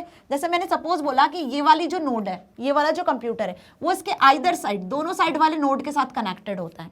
तो ये क्या कर रहा है, एक रिंग फॉर्म कर रहा है। फिर यदि मैं इस नोड की बात करूं तो ये भी अपने दोनों साइड के नोड के साथ कनेक्टेड है, आप देख रहे हो, ठीक है। तो इससे एक रिंग फॉर्म हो जाता है। Clear? The node connected with each other thus from a ring. The link of ring topology is unidirectional. यहाँ पे जो डेटा ट्रांसफर के जो डायरेक्शन होता है वो यूनिडायरेक्शनल होता है। मतलब या तो डेटा इस तरीके से ट्रांसफर होगा या फिर डेटा इस तरीके से ट्रांसफर होगा। तो एक ही डायरेक्शन में आप डेटा को ट्रांसफर कर सकते हो। सो data can be transmitted in one direction only, either clockwise और एंटी क्लॉकवाइज। अब यदि बात करूं यहाँ पे फॉल्ट टॉलरेंस का, तो भाई यहाँ पे देखो क्या होता है, यदि एक नोड खराब हुई, यदि एक नोड में कोई प्रॉब्लम हुई, एक कंप्यूटर के नेटवर्क में कोई इश्यू हुआ, तो पूरा नेटवर्क फेल हो सकता है। देख रहे हो आप यहाँ पर, है ना। तो ये जो डेटा ट्रांसफर हो रहा है, सपोज इस कंप्यूटर में कोई प्रॉब्लम हो गई, तो ये रिंग क्या होगा, ये जो नेटवर्क क्या होगा, ब्रेक हो जाएगा। आई बात समझ में, जो मैश में नहीं होता है। क्लियर? तो इसके एडवांटेज क्या हो गए, the possibility of collision is minimum in this type of topology. And ये जो टोपोलॉजी होती है ये चीप होती है as compare to mesh topology, मतलब ज़्यादा एक्सपेंसिव नहीं होती है, और इसे आप लार्ज डिस्टेंस पर एक्सपांड कर सकते हो। लेस केबल इसमें यूज होती है। ट्रबल शूटिंग यहाँ पे डिफिकल्ट होती है, ठीक है। और दूसरी चीज यहाँ पर यदि हम बात कर लें कि यदि एक नोड डिस्टर्ब होती है, एक कंप्यूटर में कोई प्रॉब्लम होती है, तो ओवरऑल पूरा नेटवर्क फेल हो सकता है। और मैश टोपोलॉजी के कंपैरेटिवली लेस सिक्योर होता है। क्यों लेस सिक्योर होता है? क्योंकि एक सिस्टम यदि कुछ डेटा ट्रांसमिट कर रहा है, ठीक है, सपोज इस तरीके से कंप्यूटर्स कनेक्टेड है, आई मेरी बात समझ में, इस सिस्टम ने, वन सिस्टम ने कोई डेटा ट्रांसफर करा 3 के लिए, तो ये डायरेक्टली तो कनेक्टेड है नहीं, वो पहले डेटा 2 के पास जाएगा, फिर 3 के पास पहुंचेगा। तो सिक्योरिटी का जो मैकेनिज्म है वो यहाँ पे क्या है, वीक है, लेस है। आई बात समझ में? चलिए, तो रिंग टोपोलॉजी भी अच्छे से समझ में आ गया, मैश टोपोलॉजी भी अच्छे से समझ में आ गया, कोई डाउट यहां तक नहीं। चलो बढ़ जाते हैं आगे। अब देखते हैं बस टोपोलॉजी।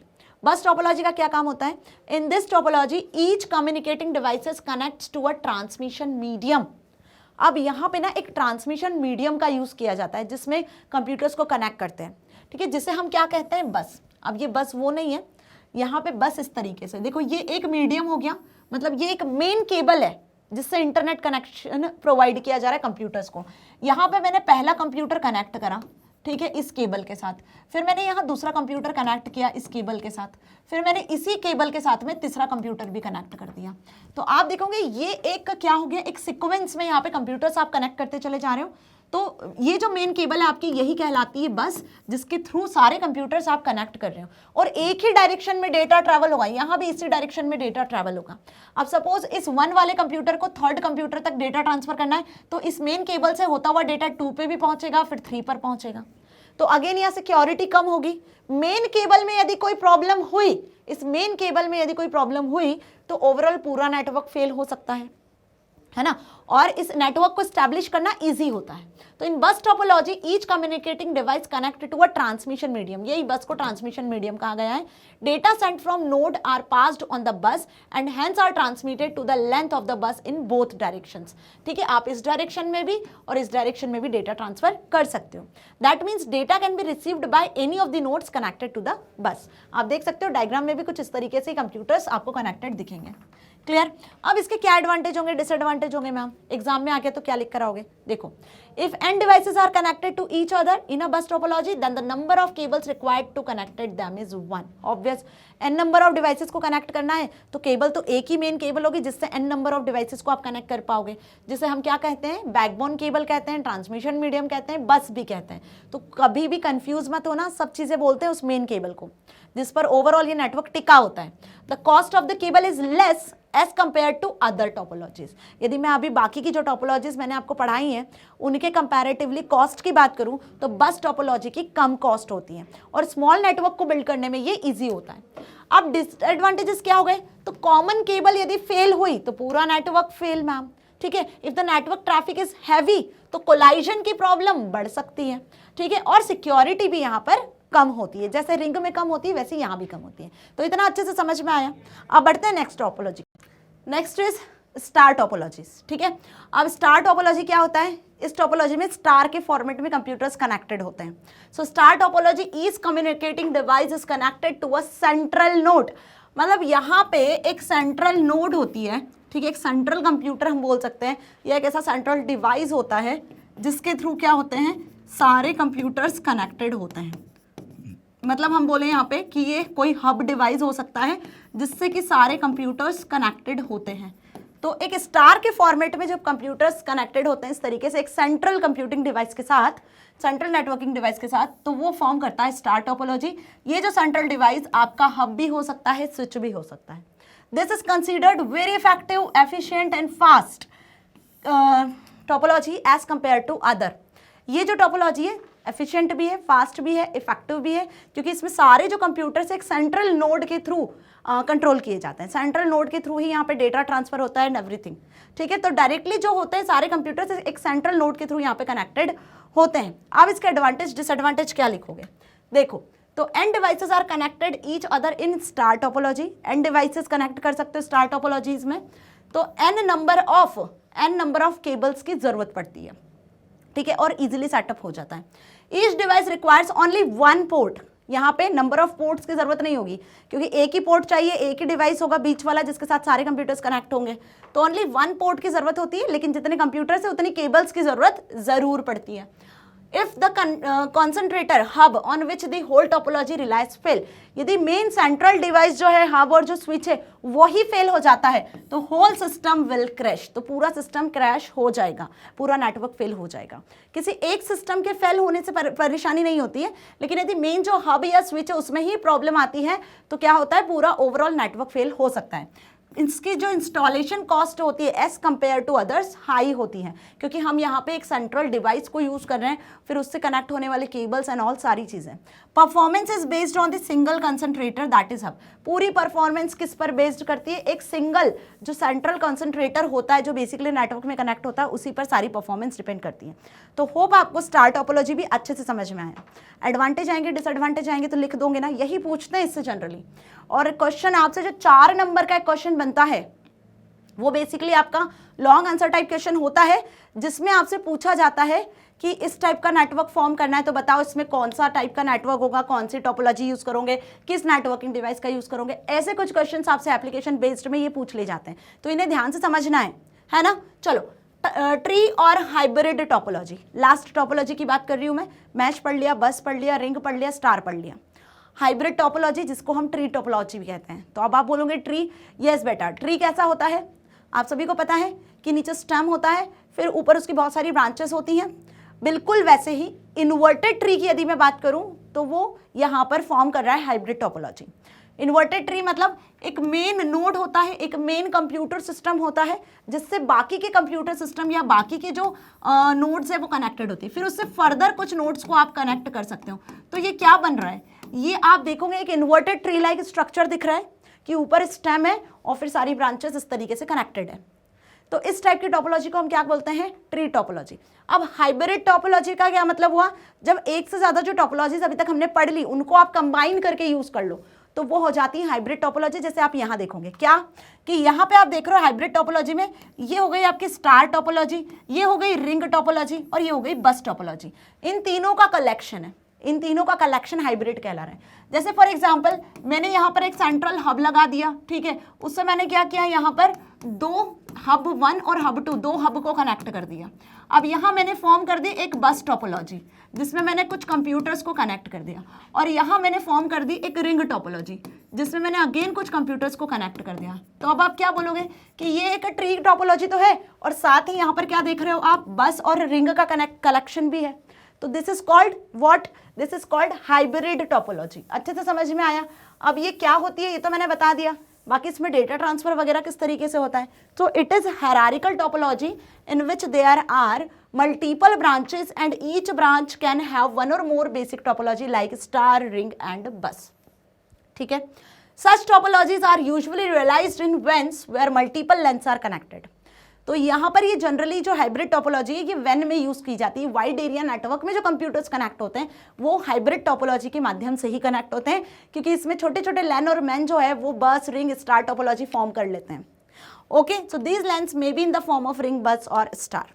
आ गई बात समझ में अच्छे से? क्या इसके एडवांटेज और डिसएडवांटेज होंगे देख लेते हैं। चलो, तो इसके एडवांटेज डिसएडवांटेज तो वही सब होंगे जो रिंग के हैं, बस के हैं। मैश टोपोलॉजी के जो एडवांटेज डिसएडवांटेज है वही इसके भी होंगे। डन। अब डिस्कस कर लेते हैं हम। बहुत सारा नेटवर्क पढ़ लिया, नेटवर्किंग के डिवाइसेस पढ़ लिए, नेटवर्किंग की टोपोलॉजीज पढ़ ली, है ना। तो ये जितना बताया इतना सफिशिएंट है, इनमें से ही क्वेश्चन आपके एग्जाम में आएगा। तो बिल्कुल भी पैनिक मत होना कि मैम ये वीडियो सफिशिएंट है या नहीं है, जितना पढ़ लिया उतना काफ़ी है या नहीं है। जो मैं पढ़ा रही हूँ, जो जो टॉपिक मैं आपको पढ़ा रही हूँ, जिस तरीके से मैं पढ़ा रही हूँ, बस ये अच्छे से समझ लो तो आपका पेपर आप चुटकियों में निकाल के आ जाओगे आराम से, ठीक है।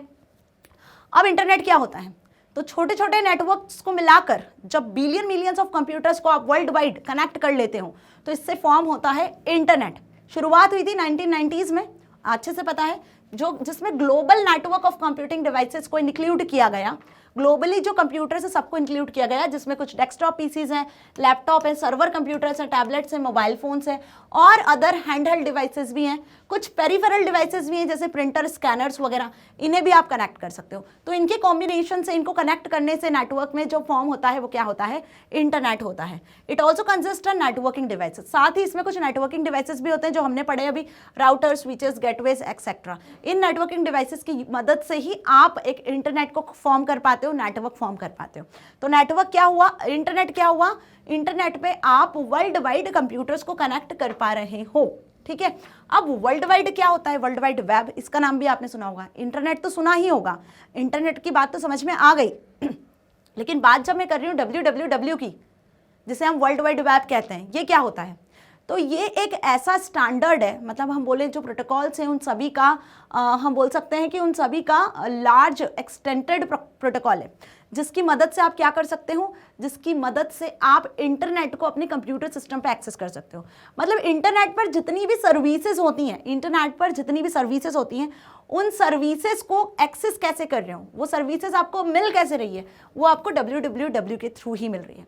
मतलब कुल मिला के इन शॉर्ट बताऊं तो कंप्यूटर्स को कनेक्ट करने का काम केबल्स के थ्रू, कंप्यूटर्स को कनेक्ट करने का काम इंटरनेट करता है। इंटरनेट कनेक्ट्स कंप्यूटर्स, लेकिन वही इंटरनेट, इन कंप्यूटर्स को जो पीपल यूज कर रहे हैं, इन कंप्यूटर्स को जो पीपल यूज कर रहे हैं, इन लोगों को कौन कनेक्ट कर रहा है? पीपल्स को कौन कनेक्ट कर रहा है? World wide web. मतलब आप इंटरनेट पर म्यूजिक सुन सकते हो, मूवी डाउनलोड कर सकते हो, है ना, शॉपिंग कर सकते हो, बिल पे कर सकते हो, आप कुछ सर्च कर सकते हो, नई बुक, नई पेन, जो भी आपको whatever you want to search, सब काम आप किसकी मदद से कर पा रहे हो? www की मदद से, ठीक है। जो इन्फॉर्मेशन स्टोर कहाँ होती है? सर्वर पर स्टोर होती है। तो इंटरनेट ने कंप्यूटर को कनेक्ट किया हुआ है और कंप्यूटर पे जो सर्विसेज आपको मिल रही है, जिसके थ्रू लोग आपस में कनेक्टेड है, वो वर्ल्ड वाइड वेब के थ्रू है। तो world wide web, in short इसे आप वेब भी कहते हो। It is ocean of information, जिस पर दुनिया भर की सारी इंफॉर्मेशन स्टोर होती है इन the form of links. Okay, आप कुछ भी सर्च करते हो गूगल पर तो आपको लिंक के फॉर्मेट में ही दिखता है ना, बहुत सारी लिंक आपके सामने आ जाती है, लिंक पे क्लिक करते जाते हो, इन्फॉर्मेशन मिलती चली जाती है। तो www पे जो इन्फॉर्मेशन स्टोर है, वो इन्फॉर्मेशन आपको मिल कैसे रही है? लिंक के फॉर्मेट में, जिसमें कुछ वेब पेजेस और वेब रिसोर्सेज हैं।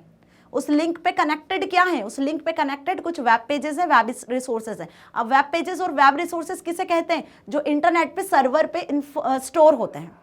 वो इन्फॉर्मेशन जो सिर्फ आपके कंप्यूटर सिस्टम पे स्टोर है, कोई डॉक्यूमेंट बनाया, कोई एक्सेल की शीट बनाई, तो वो आपके सिस्टम तक सीमित है। लेकिन जब आप उसी डॉक्यूमेंट को, उसी शीट को नेटवर्क पर, इंटरनेट पर, सर्वर पर स्टोर कर देते हो, सर्वर पर स्टोर कर देते हो, तो वो आपका वेब पेज, वेब रिसोर्स बन जाता है। आई बात समझ में? तो ये वेब पेजेस, ये रिसोर्सेज जब आप एक्सेस करते हो तो लिंक के फॉर्मेट में एक्सेस करते हो, और ये जहां स्टोर होता है उस इंफॉर्मेशन को हम बेसिकली वर्ल्ड वाइड वेब कहते हैं। The resources on the web can be shared और एक्सेस थ्रू द इंटरनेट। अब इंटरनेट में कंप्यूटर्स कनेक्ट नहीं होंगे तो आप इन इंफॉर्मेशन को सर्वर से एक्सेस नहीं कर पाओगे। क्लियर? चलो, तो कुल मिला के वर्ल्ड वाइड वेब क्या हुआ?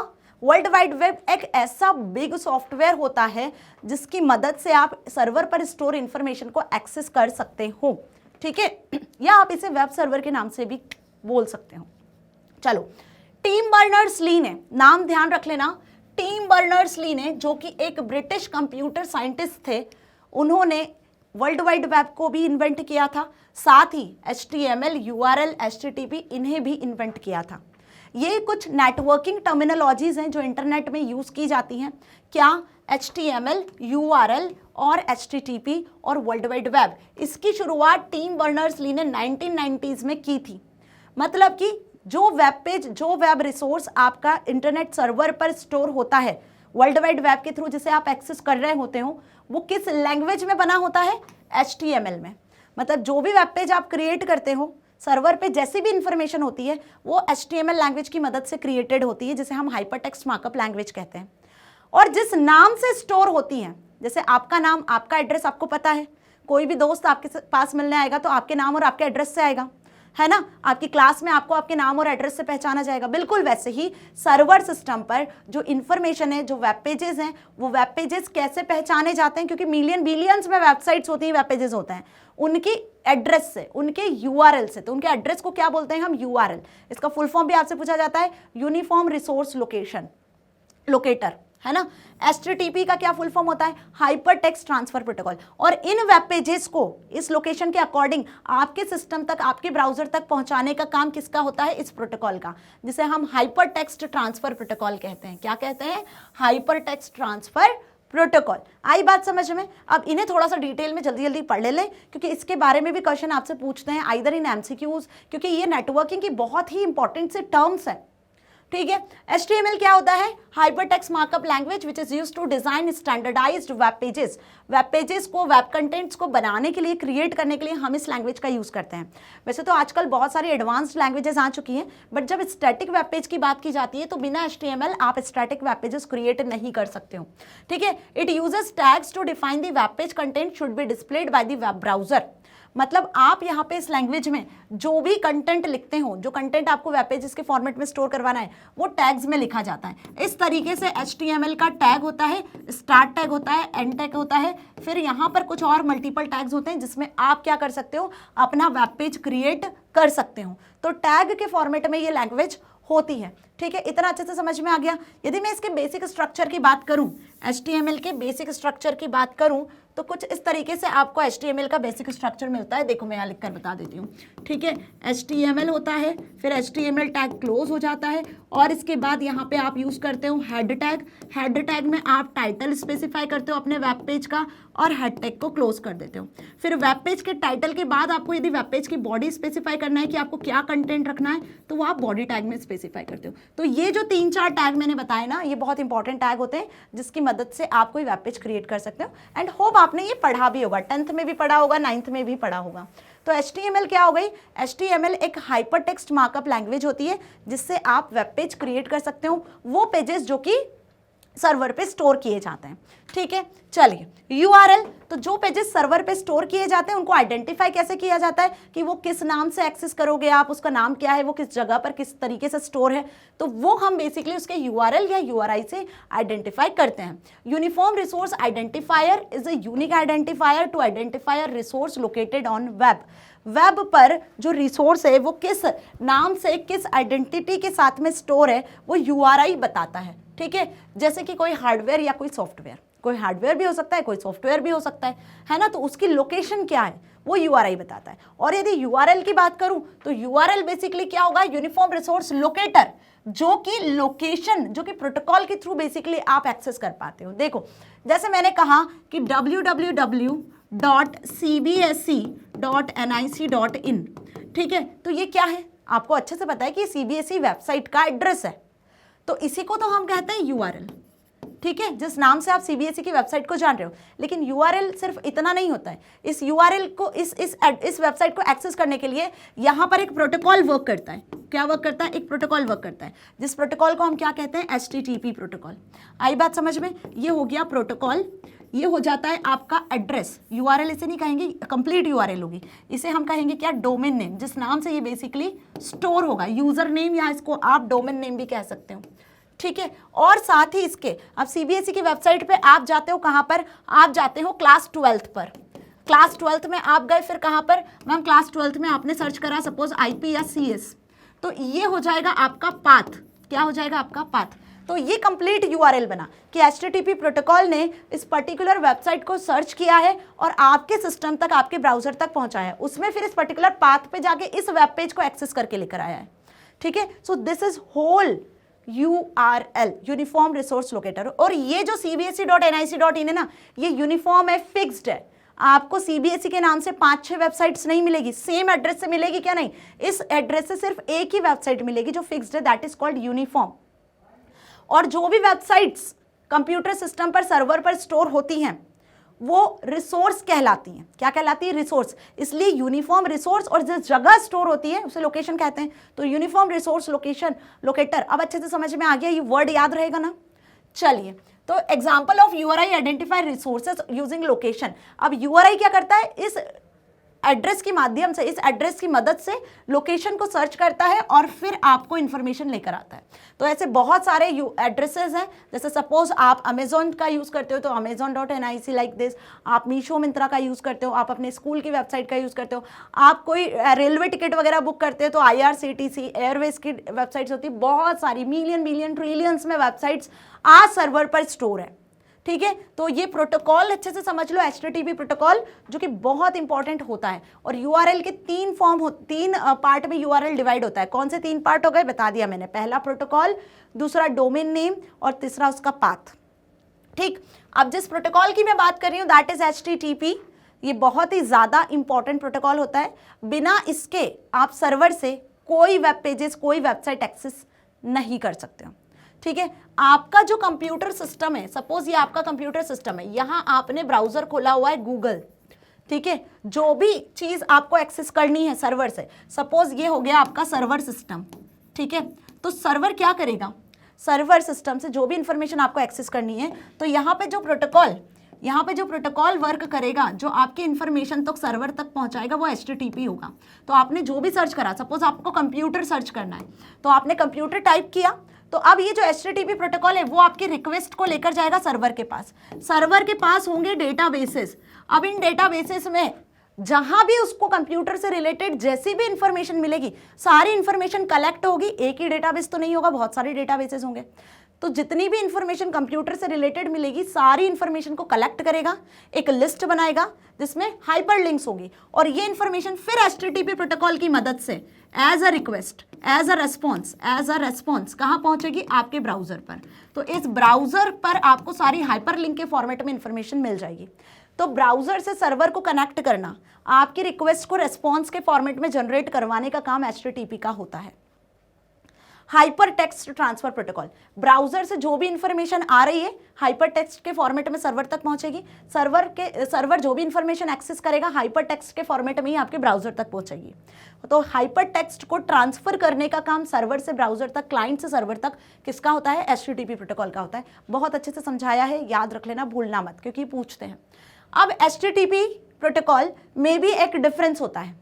आजकल हम HTTP का एक, हम बोल सकते हैं कि एडवांस वर्जन यूज कर रहे हैं, एडवांस्ड पार्ट यूज कर रहे हैं, जिसे हम कहते हैं HTTPS। HTTP जो प्रोटोकॉल होता है ना, वो लेस सिक्योर होता है। मींस ये जो ट्रांसफॉर्मेशन हो रहा है, यदि यहाँ पर बीच में, क्या बताया मैंने, यदि यहाँ पर बीच में कोई हैकर है तो वो आपकी इंफॉर्मेशन को एक्सेस कर सकता है। सपोज आप कोई कॉन्फिडेंशियल इंफॉर्मेशन लाइक आपका आईडी, पासवर्ड जैसी कुछ चीज शेयर कर रहे हो, ये सेंडर सिस्टम हो गया, रिसीवर सिस्टम हो गया, तो यहाँ जो हैकर बैठा है वो इस इंफॉर्मेशन को एक्सेस कर सकता है जब वो HTTP प्रोटोकॉल के थ्रू ट्रांसफर हो रही होती है। लेकिन जब आप HTTPS प्रोटोकॉल का यूज करते हो, S फॉर सिक्योर, जब आप HTTPS प्रोटोकॉल का यूज कर लेते हो तो ये हैकर उसे एक्सेस नहीं कर सकता है। अब आप पूछोगे क्यों मैम, इस S का क्या मतलब है? तो S का मतलब सिक्योर है, मतलब यहाँ पर सिक्योरिटी मैकेनिज्म का यूज किया जाता है। कौन सी सिक्योरिटी मैकेनिज्म मैम? तो यहाँ पर हम यूज करते हैं जिस टेक्निक को, उस टेक्निक का नाम है एनक्रिप्शन टेक्निक। किसका? Encryption technique. तो HTTPS जो प्रोटोकॉल है वो एनक्रिप्शन टेक्निक का यूज करता है, जिसमें जो डेटा ट्रांसफर हो रहा होता है उसके साथ एक की ऐड हो जाती है। क्या ऐड हो जाती है? एक की, और उस की मदद से वो डेटा सिक्योर रहता है। हैकर यदि उसे हैक करने की कोशिश भी करेगा, कोई मिड में यदि कोई थर्ड पर्सन या थर्ड कंप्यूटर उसे एक्सेस करने की कोशिश भी करेगा, तो वो डेटा उसके किसी काम का नहीं रहेगा, क्योंकि इसका लैंग्वेज बदल चुका होगा वो की मदद से। अब इस की को ओपन कौन कर सकता है? सिर्फ और सिर्फ रिसीवर सिस्टम, जिसके पास में इसकी इंफॉर्मेशन होगी। तो रिसीवर सिस्टम ही क्या करेगा? इनक्रिप्टेड डेटा को डिक्रिप्ट कर सकता है। दिस इज अबाउट सिक्योरिटी जो कि HTTPS प्रोटोकॉल आपको प्रोवाइड करता है। अब ये इंक्रिप्शन के लिए जिस प्रोटोकॉल का यूज किया जाता है वो होता है SSL protocol, secure socket layer protocol. SSL की मदद से ये सिक्योरिटी आपको प्रोवाइड करता है। तो आ गई बात समझ में, क्या समझाया मैंने कि HTTP hypertext transfer protocol is a set of rules which is used to retrieve linked web pages across the web. It's most secure advanced version of HTTPS। Clear? चलिए आगे बढ़ते हैं, नेक्स्ट डिस्कस कर लेते हैं इंटरनेट एंड www में difference, जो हर साल पूछा जाता है बच्चों से, है ना। 2 मार्क का क्वेश्चन ही बनता है। Internet is a collection of computer और नेटवर्किंग डिवाइसेस कनेक्टेड टुगेदर। वहीं बात करें www की, तो यहाँ पर इंटरनेट पे जो भी जितने भी डॉक्यूमेंट्स होते हैं, जितनी भी इंफॉर्मेशन होती है, वो वेब पेजेस के फॉर्मेट में, हाइपर लिंक्स के फॉर्मेट में कनेक्टेड होती हैं। Internet is just the web pages that you use every day. Internet isn't just the web pages, internet web page नहीं होता है, बल्कि www वेबसाइट्स के फॉर्मेट में, वेब पेजेस के फॉर्मेट में आप इंफॉर्मेशन को एक्सेस कर सकते हो। तो इट कनेक्ट्स द कंप्यूटर और networking devices, it connects the people, जो आपको यहाँ डायग्राम में दिख रहा है, ठीक है, जो इंटरनेट की सर्विसेज आप एक्सेस कर पा रहे हो। तो यदि डिफरेंस आया तो लिख कर आ जाओगे ना आराम से।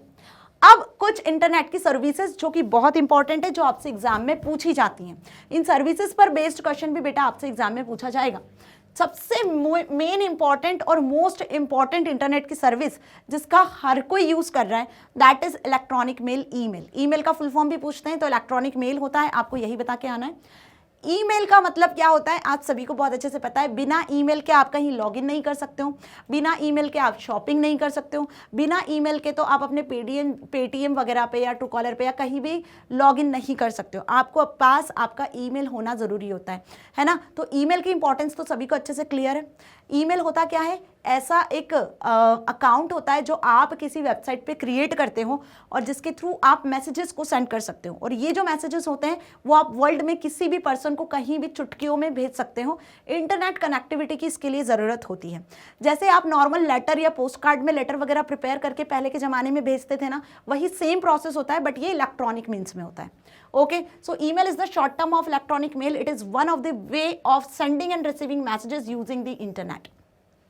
इंटरनेट की मदद से यदि आपको कम्युनिकेट करना है तो आप इंटरनेट की मदद से ईमेल का यूज कर सकते हो। It can be sent any time to any number of recipient to anywhere. अब ऐसा बिल्कुल नहीं है कि एक जो पर्सन है सेंडर, वो सिर्फ एक ही रिसीवर को मेल सेंड कर सकता है। भाई मेल आप मल्टीपल रेसिपिएंट को भेज सकते हो, मल्टीपल रेसिपिएंट को आप मेल भेज सकते हो। इसके भी अलग अलग तरीके होते हैं। आई बात समझ में? तो ईमेल और वेबसाइट का नाम, इसमें भी बच्चे कंफ्यूज होते हैं। जैसे सपोज मैं बात करूं डेफिनेट सक्सेस की, तो डेफिनेट सक्सेस का मेल कुछ इस तरीके से होगा, dsp@gmail.com। आई बात समझ में? सपोज एक एग्जांपल बता रही हूं मैं, ठीक है। तो जो ईमेल होता है वो जिस सिंबल से सेपरेट होता है, वो सिंबल कौन सा होता है बेटा?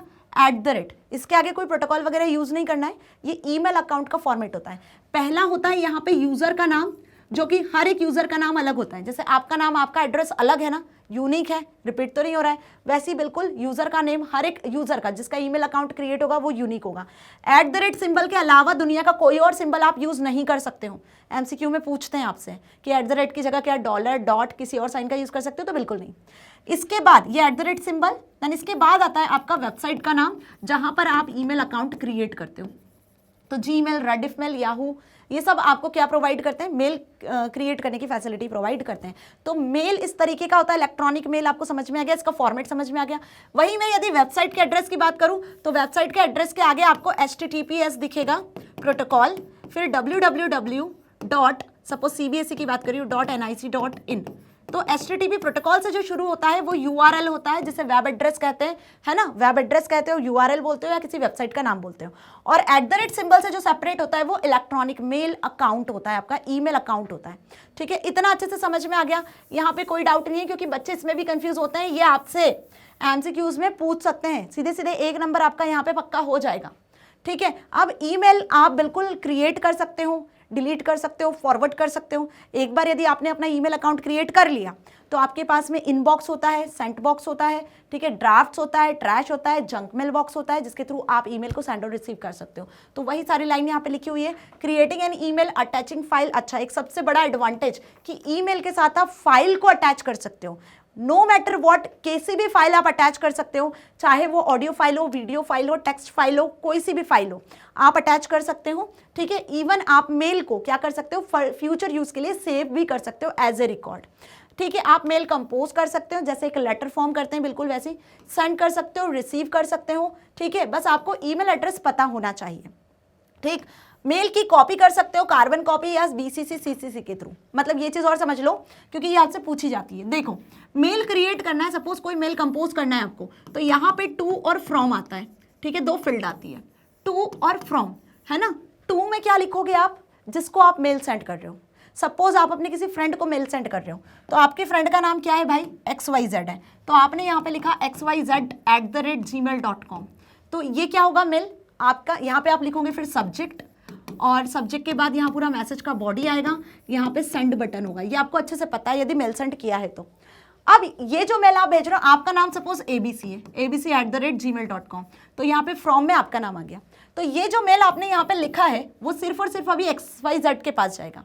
अब आप चाहते हो कि आपके 10 फ्रेंड है और 10 फ्रेंड्स को आपको ये सेम मेल ट्रांसफर करना है, तो आप यहाँ पर CC और BCC दो ऑप्शंस होते हैं जिनका यूज कर सकते हो।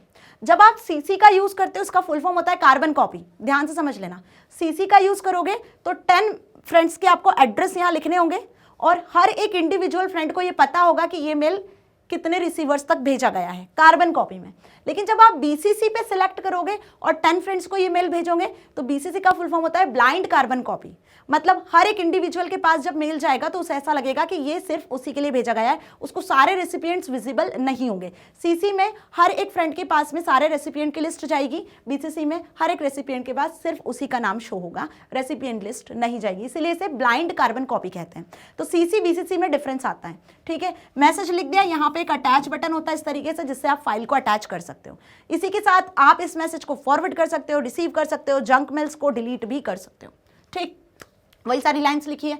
फॉरवर्डिंग अ रिसीव्ड मेल, आप अदर यूजर्स को मेल रिसीव कर सकते हो, फॉरवर्ड कर सकते हो। स्पैम मेल्स जो होते हैं उन्हें फिल्टर कर सकते हो। कुछ ऐसे होते हैं एडवर्टीजमेंट के मेल्स आ जाते हैं, कुछ जंक मेल्स आ जाते हैं, जिसकी मदद से आपके कंप्यूटर सिस्टम में प्रॉब्लम भी हो सकती है ना। ईमेल फोल्डर, सब फोल्डर्स के फॉर्मेट में आप ईमेल को अरेंज कर सकते हो। क्लियर। हर एक पर्सन का ईमेल आईडी आपके पास होता है जिसे आप अरेंज भी कर सकते हो। ऐसा नहीं है कि आपके पास ईमेल आ गया तो सभी के ईमेल आईडी भी कहीं ना कहीं आपके पास स्टोर होते हैं जिन्हें आप मैनेज करके रख सकते हो, ठीक है। हेडर फुटर अटैच कर सकते हो, राइट। इवन आप मेल को प्रिंट भी करवा सकते हो और सेव भी कर सकते हो फ्यूचर यूज के लिए। और यदि आपके पास कोई मेल 10 दिन, 15 दिन, साल भर, 2 साल पहले का, 5 साल पहले का भी मेल है तो उसे आप सर्च भी कर सकते हो। ये सारी फैसिलिटीज आपको इलेक्ट्रॉनिक मेल प्रोवाइड करता है। Next is chat.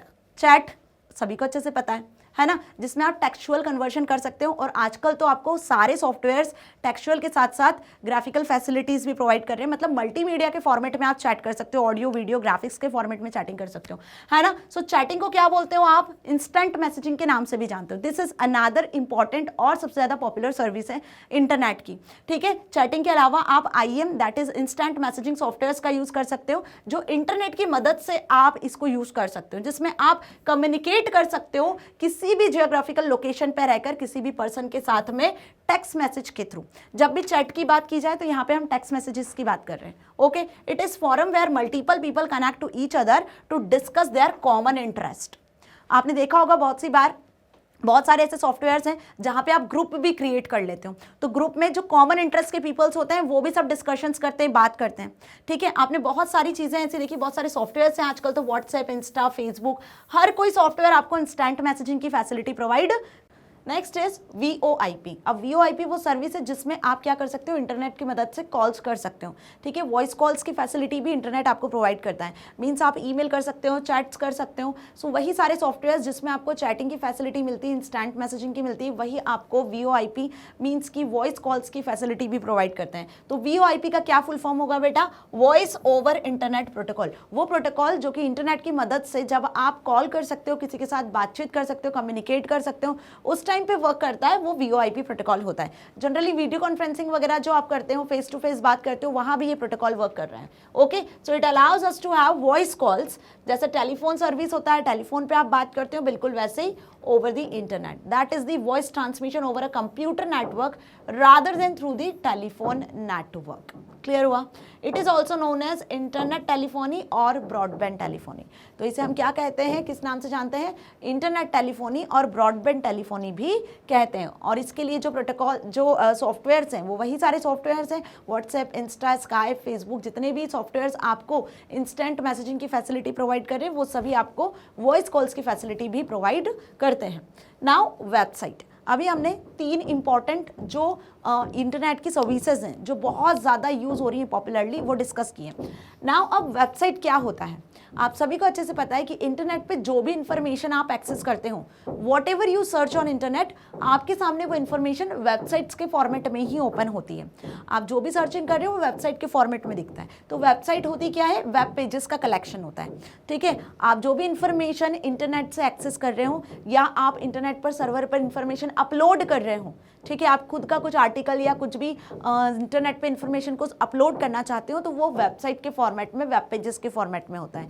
वेबसाइट को आप कैसे समझ सकते हो? बिल्कुल इसी तरीके से, जैसे सपोज आपकी आईपी की और सीएस की बुक है, तो आपकी आईपी और सीएस की इंडिविजुअल एक बुक है, यूनिक बुक है, ठीक है, उसके जैसे दूसरी कोई और बुक नहीं होगी। वो जो ऑथर की बुक है वो यूनिक है, आईपी की अलग, सीएस की अलग, मीन्स वो एक वेबसाइट है। उसके अंदर जितने पेजेस हैं, सपोज 200 पेजेस हैं, तो इंडिविजुअल पेज क्या कहलाएगा? वेब पेज कहलाएगा। बिल्कुल ऐसे ही इंटरनेट पर जितनी इंफॉर्मेशन होती है वो सेपरेटली वेबसाइट्स के फॉर्मेट में स्टोर होती है, और हर एक वेबसाइट जो क्रिएट की जाती है एक गोल को ध्यान में रख के क्रिएट की जाती है। हर एक वेबसाइट का अलग मोटिव होता है, ठीक है, जिसमें कुछ वेब पेजेस स्टोर होते हैं। फॉर एग्जाम्पल यदि मैं बात करूं अगेन cbse.nic.in, है ना, सीबीएसई की वेबसाइट की बात करूं तो सीबीएसई की वेबसाइट, इसका वेबसाइट नेम हमें पता है अच्छे से, cbse.nic.in इस नाम से रजिस्टर है ये वेबसाइट। जब आप इसको ओपन करते हो तो आप इसमें क्या देखते हो? इसमें बहुत सारे वेब पेजेस आपको मिल जाते हैं, है ना। सपोज आपके एकेडमिक से रिलेटेड इन्फॉर्मेशन मिलती है, आपकी क्लासेस से रिलेटेड इन्फॉर्मेशन मिलती है ना, बोर्ड ने जो सर्कुलर निकाला है उस सर्कुलर से रिलेटेड इन्फॉर्मेशन मिलेगी, ठीक है। तो ये जो एकेडमिक हो गए, क्लासेस हो गई, सर्कुलर्स हो गए, ये अलग अलग वेब पेजेस हैं, ठीक है। तो सीबीएसई की जो एक वेबसाइट है उसमें बहुत सारे वेब पेजेस होते हैं। तो website is a collection of web pages, जो कि वेब पेजेस लिंक्ड होते हैं। ये सारे जो वेब पेजेस हैं वो क्या होते हैं? एक दूसरे से कनेक्टेड होते हैं, लिंक्ड होते हैं, और जो इन्फॉर्मेशन है वो भी रिलेटेड लिखी होती है। ऐसा नहीं है कि सीबीएसई की वेबसाइट्स में किसी मूवी की इंफॉर्मेशन है, किसी मूवी का वेब पेज लगा हुआ है, ऐसा नहीं होता है। तो इस वेबसाइट का एक मोटिव होता है, एक गोल को ध्यान में रखकर आप वेबसाइट को क्रिएट करते हो, ठीक है। चलिए, तो each one of us might have visited one और other websites. A website in general contains information organized in multiple pages about an organization. आई बात समझ में? A website can also be created for a particular purpose. एक particular purpose के लिए, theme के लिए, है ना, यूजर्स को सर्विस प्रोवाइड करने के लिए वेबसाइट को क्रिएट किया जाता है। जैसे सीबीएसई की वेबसाइट, आपको सीबीएसई ने क्या सब्जेक्ट लॉन्च किए हैं, कौन कौन से आपके एकेडमिक्स के क्या सेशंस होने वाले हैं, कब रिजल्ट आने वाला है, कब एग्जाम डेट रिलीज होने वाली है, क्या चेंजेस हो चुके हैं सिलेबस में, इससे रिलेटेड इन्फॉर्मेशन मिल रही है, ठीक है। अमेजोन पे जाते हो तो वहाँ पे आप ऑनलाइन प्रोडक्ट्स को सेल कर सकते हो, बाय कर सकते हो, ठीक है, उससे प्रोडक्ट से रिलेटेड इन्फॉर्मेशन होती है। किसी एंटरटेनमेंट की वेबसाइट्स पे जाते हो तो वहाँ पे आप गेम्स प्ले कर सकते हो, ठीक है। वहीं यदि आपको कोई सॉन्ग सुनना है तो आप उसकी अलग वेबसाइट्स होती हैं जहाँ पे आप उसे एक्सेस कर सकते हो। मूवीज़ देखना है तो अलग वेबसाइट्स, अलग सॉफ्टवेयर होते हैं। तो ऐसे ही एक पर्पस को ध्यान में रखकर, यूजर को क्या सर्विस चाहिए उसको ध्यान में रखकर वेबसाइट्स क्रिएट की जाती हैं, जिनमें मल्टीपल पेजेस होते हैं। It usually referred to as an site. Website को हम साइट के नाम से भी रिफर करते हैं। That is a collection of web pages, जो कि वेब पेजेस का कलेक्शन होते हैं, और ये सभी वेब पेजेस रिलेटेड होते हैं हाइपर लिंक से। ध्यान रखना ये भी, आप एकेडमिक्स पे क्लिक करोगे तब आपके सामने एक वेब पेज खुल जाएगा जिसमें क्लासेस से रिलेटेड इंफॉर्मेशन होगी। तो ये अकेडमी क्या है? एक लिंक है, और ये लिंक में बहुत सारा डेटा छुपा हुआ है। जैसे क्लिक करोगे तब आपको नए पेज पे डेटा ओपन होकर दिखेगा, तो इसलिए हम इसे क्या बोलते हैं? Hyper link. आई बात समझ में अच्छे से? तो जितने भी वेब पेजेस होते हैं किसी वेबसाइट में वो सब हाइपर लिंक के थ्रू कनेक्टेड होते हैं, और रिलेटेड इंफॉर्मेशन इसमें स्टोर होती है। अब ये वेबसाइट कहाँ स्टोर होती है भाई? वेब सर्वर पर स्टोर होती है, ठीक है। चलिए, तो इतना अच्छे से समझ में आ गया है, आगे बढ़ते हैं। क्या पर्पस होता है, किस पर्पस के अकॉर्डिंग आप वेबसाइट को क्रिएट करते हो? ये भी एक 2 नंबर का क्वेश्चन आपसे पूछ सकते हैं। So we are living in the internet era where the whole world is connected. Obvious, हम जिस एरा में जी रहे हैं वो आजकल ऑनलाइन एरा है, ऑनलाइन दुनिया है, इंटरनेट की दुनिया है, जिसमें पूरी दुनिया किसी भी एज ग्रुप के पर्सन ऑनलाइन कनेक्टेड है। और वो कैसे कनेक्टेड है भाई, तो वो ऑब्वियस वेबसाइट की मदद से कनेक्टेड है। इंटरनेट पर सर्वर पर बहुत सारी अलग अलग पर्पस के अकॉर्डिंग वेबसाइट्स स्टोर है जो यूजर्स की नीड्स को फुलफिल करती हैं। So our websites purpose is to make the information available to people at large. Peoples को अब इंफॉर्मेशन अवेलेबल करवाना, यही वेबसाइट्स का मोटिव होता है। फॉर एग्जाम्पल, यदि मैं एक एग्जाम्पल लेकर आपको बताऊं, एग्जाम में आएगा तो एग्जाम्पल के साथ लिख कर आना, ठीक है। A company might like to advertise और सेल इट प्रोडक्ट्स। एक कंपनी है जो कि अपने प्रोडक्ट्स को सेल करना चाहती है, ठीक है। अब कंपनी जब तक कि ऑनलाइन एडवर्टीजमेंट नहीं करेगी, क्योंकि ऑनलाइन दुनिया में हम जी रहे हैं, तो ज़्यादा लोग आजकल किससे कनेक्टेड होते हैं, इंटरनेट से कनेक्टेड होते हैं, है ना। तो उसने क्या करा, जो भी प्रोडक्ट वो सेल करती है वो सारी चीज़ों को उसने पब्लिश करना शुरू कर दिया, ऑनलाइन शुरू कर दिया, ठीक है। उसने उसमें कस्टमर्स के लिए इनवाइट एप्लीकेशंस बनाए, जो टेंडर्स हैं वो, जो सर्कुलर्स हैं वो, ठीक है। और स्टेक होल्डर्स का, फिर कस्टमर्स का क्या फीडबैक मिल रहा है, वो सारी चीज़ उसको एक ही वेबसाइट पर मिल जानी है। तो उसने क्या किया, कंपनी ने अपने पर्टिकुलर प्रोडक्ट्स को अच्छी तरीके से एडवर्टाइज कर दिया पूरे वेबसाइट पे, पूरी कंपनी की डिटेल, स्टैक होल्डर्स की डिटेल, कस्टमर्स की डिटेल, उनके रिव्यूज, एवरीथिंग, सब चीज़ एक ही जगह पर आ गई। जिससे क्या हो रहा है अब, जिससे उसके जो प्रोडक्ट्स हैं वो बहुत ज़्यादा पॉपुलर होते जा रहे हैं, राइट। क्यों? क्योंकि अगेन आई एम टेलिंग, हम ऑनलाइन दुनिया में रहते हैं और ऑनलाइन दुनिया में हमें सारी चीज़ें घर बैठे अपने मोबाइल, लैपटॉप, पीसी पे मिल जाती है। यदि इंटरनेट कनेक्शन होता है तो आपको कहीं बाहर जाने की ज़रूरत नहीं होती है। तो वेबसाइट का पर्पस समझ में आ गया। Now, some of the common purposes for which websites are designed are listed below. कुछ ऐसे कॉमन पर्पस आपको बताने हैं जिसके लिए स्पेसिफिकली वेबसाइट डिज़ाइन की जाती है। फर्स्ट, सेलिंग प्रोडक्ट्स और डिलीवरिंग सर्विसेज, ठीक है। आजकल आपको सारी चीज़ें ऑनलाइन चाहिए होती है, घर बैठे चाहिए होती है, हमें नहीं जाना है बाहर। शॉपिंग करना है तो आप घर बैठे शॉपिंग वेबसाइट्स के थ्रू आपको जो नया ऑर्डर, नया डिस्काउंट वगैरह मिल रहा है उसके अकॉर्डिंग आप परचेज कर लेते हो चीज़ें, और घर बैठे आपके सामने वो चीज़ें आ जाती हैं। 24/7 आवर सारी चीज़ आपके लिए अवेलेबल होती है। तो ये कैसे पॉसिबल हुआ है? ये वेबसाइट्स के थ्रू ही पॉसिबल हुआ है ना, ताकि आप तक प्रोडक्ट्स को डिलीवर किया जा सके ईजिली, तो आपकी जो नीड्स है उसे सेटिस्फाई किया जा सके। सो इसके लिए ये सबसे आजकल बोला जाए ना, ये सबसे इंपॉर्टेंट फैक्टर बन गया है। और आप देख रहे हो कि सिर्फ 1 या 2 या 3 या 10 नहीं, मिलियंस में आपको वेबसाइट्स मिल जाएंगी। हज़ारों में आज इंटरनेट पर शॉपिंग वेबसाइट्स अवेलेबल हैं, ठीक है। और कुछ फेमस वेबसाइट्स के नाम तो आपको अच्छे से पता ही है, मुझसे ज़्यादा तो शॉपिंग आप करते होंगे, right. Posting and finding information on the internet, जो कहीं इन्फॉर्मेशन नहीं मिलती है आपको, जो कहीं इन्फॉर्मेशन नहीं मिलती है, किसी से आप सेटिस्फाइड नहीं होते हो किसी की इन्फॉर्मेशन से, तो आप क्या करते हो भाई, आप टीचर से पूछ रहे हो आपको नहीं आंसर मिल रहा है, आप पेरेंट्स से पूछ रहे हो आपको आंसर नहीं मिल रहा है, किसी फ्रेंड से पूछ रहे हो आपको आंसर नहीं मिल रहा है सही तरीके से, तो इंटरनेट जिंदाबाद, गूगल बाबा जिंदाबाद। तो आप क्या करोगे, सबसे पहले इंटरनेट पे, गूगल पे, सर्च इंजन पे सर्च करोगे तो उससे रिलेटेड ढेर सारी वेबसाइट्स के अकॉर्डिंग, वेब पेजेस के अकॉर्डिंग आपको इन्फॉर्मेशन मिल जाएगी। तो इन्फॉर्मेशन को फाइंड करने के लिए, इन्फॉर्मेशन को पोस्ट करने के लिए, आपको इन्फॉर्मेशन सर्वर पर पोस्ट भी कर सकते हो, पब्लिश भी करवा सकते हो। तो दोनों के लिए आपको क्या चाहिए होता है, वेबसाइट की नीड पड़ती है। कम्युनिकेटिंग विथ ईच अदर, किसी पर्सन के साथ यदि आपको कम्युनिकेट करना है, बातचीत करना है, आइदर आप यहाँ पे चैटिंग सॉफ्टवेयर का यूज़ कर लो या ईमेल का यूज़ कर लो, again you have to need websites. आपको किसी वेबसाइट पे लॉगिन करना होगा, तभी आप उसके अकॉर्डिंग फिर कम्युनिकेट कर पाओगे। जैसे ईमेल करना है तो आप जीमेल पे लॉगिन करोगे, तब आप अपना ईमेल अकाउंट के थ्रू चैटिंग कर सकते हो, ठीक है। आजकल तो व्हाट्सएप, इंस्टाग्राम, ये सारी चीज़ें आपको वेब बेस्ड भी मिल जाती है, तो आप कंप्यूटर पे, इंटरनेट पर रहकर भी इसको एक्सेस कर सकते हो। तो कम्युनिकेशन के लिए हम इसका यूज़ कर सकते हैं। एंटरटेनमेंट पर्पज़ के लिए वेबसाइट को क्रिएट किया जाता है। बहुत सारी मूवीज़, सॉन्ग्स को डाउनलोड करने के लिए वेबसाइट्स मिल जाती है ना, पता है आपको अच्छे से। तो एंटरटेनमेंट पर्पज़ के लिए हम इसका यूज़ करते हैं। Disseminating contents and software, even आप अपना सॉफ्टवेयर, इवन आप अपना कंटेंट भी क्या कर सकते हो, किसी वेब पेज के फॉर्मेट में एक वेबसाइट में क्रिएट करके अपलोड भी कर सकते हो, ठीक है। चलिए, तो ये कुछ पर्पसेस हैं, मीन्स कुछ एग्जाम्पल्स हैं वेबसाइट से रिलेटेड। अब यदि कुछ आता है तो आप इजीली लिखकर आ सकते हो, है ना। तो वेबसाइट क्या होता है, वेब पेजेस का कलेक्शन होता है। एक वेबसाइट में मल्टीपल वेब पेजेस होते हैं जो कि हाइपरलिंक्ड होते हैं, जिसमें रिलेटेड इन्फॉर्मेशन होती है। मैम इतना अच्छे से समझ में आ गया, but what is web page? यदि वेब पेज के बारे में पूछ लिया तो क्या लिखोगे? वेबसाइट और वेब पेज में डिफरेंस आ गया तो क्या लिख कर आओगे? जनरली बच्चे बहुत कंफ्यूज होते हैं इसमें। तो वेबसाइट तो अच्छे से समझ में आ गया। अब वेब पेज क्या होता है? वेब पेज एक नॉर्मल पेज की तरह हम इसको बोलते हैं कि वेबसाइट को आप साइट बोलते हो, तो उस साइट पे वो पेज खुलेगा और उससे आपका काम हो जाएगा, ठीक है। वहाँ पे जाकर आप ये इन्फॉर्मेशन एंटर कर देना। जनरली ऐसी कुछ हम बात करते हैं ना। तो वेबसाइट को इन शॉर्ट आप साइट कहते हो और वेब पेज को इन शॉर्ट आप पेज कहते हो। क्लियर? ये वो डॉक्यूमेंट होता है जो कि आप www पर, मतलब सर्वर पर स्टोर करवाते हो और वेब ब्राउजर के थ्रू हम उसे एक्सेस करते हैं। मीन्स कुल मिला के समझना मेरी बात, ठीक है।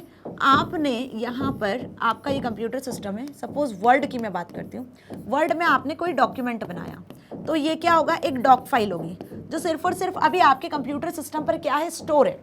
सिर्फ और सिर्फ अभी आपके कंप्यूटर सिस्टम पर स्टोर है, उसे आप देख सकते हो या आप अपने सिस्टम पे किसी फ्रेंड्स को बुलाओगे तो सिर्फ वो देख सकते हैं।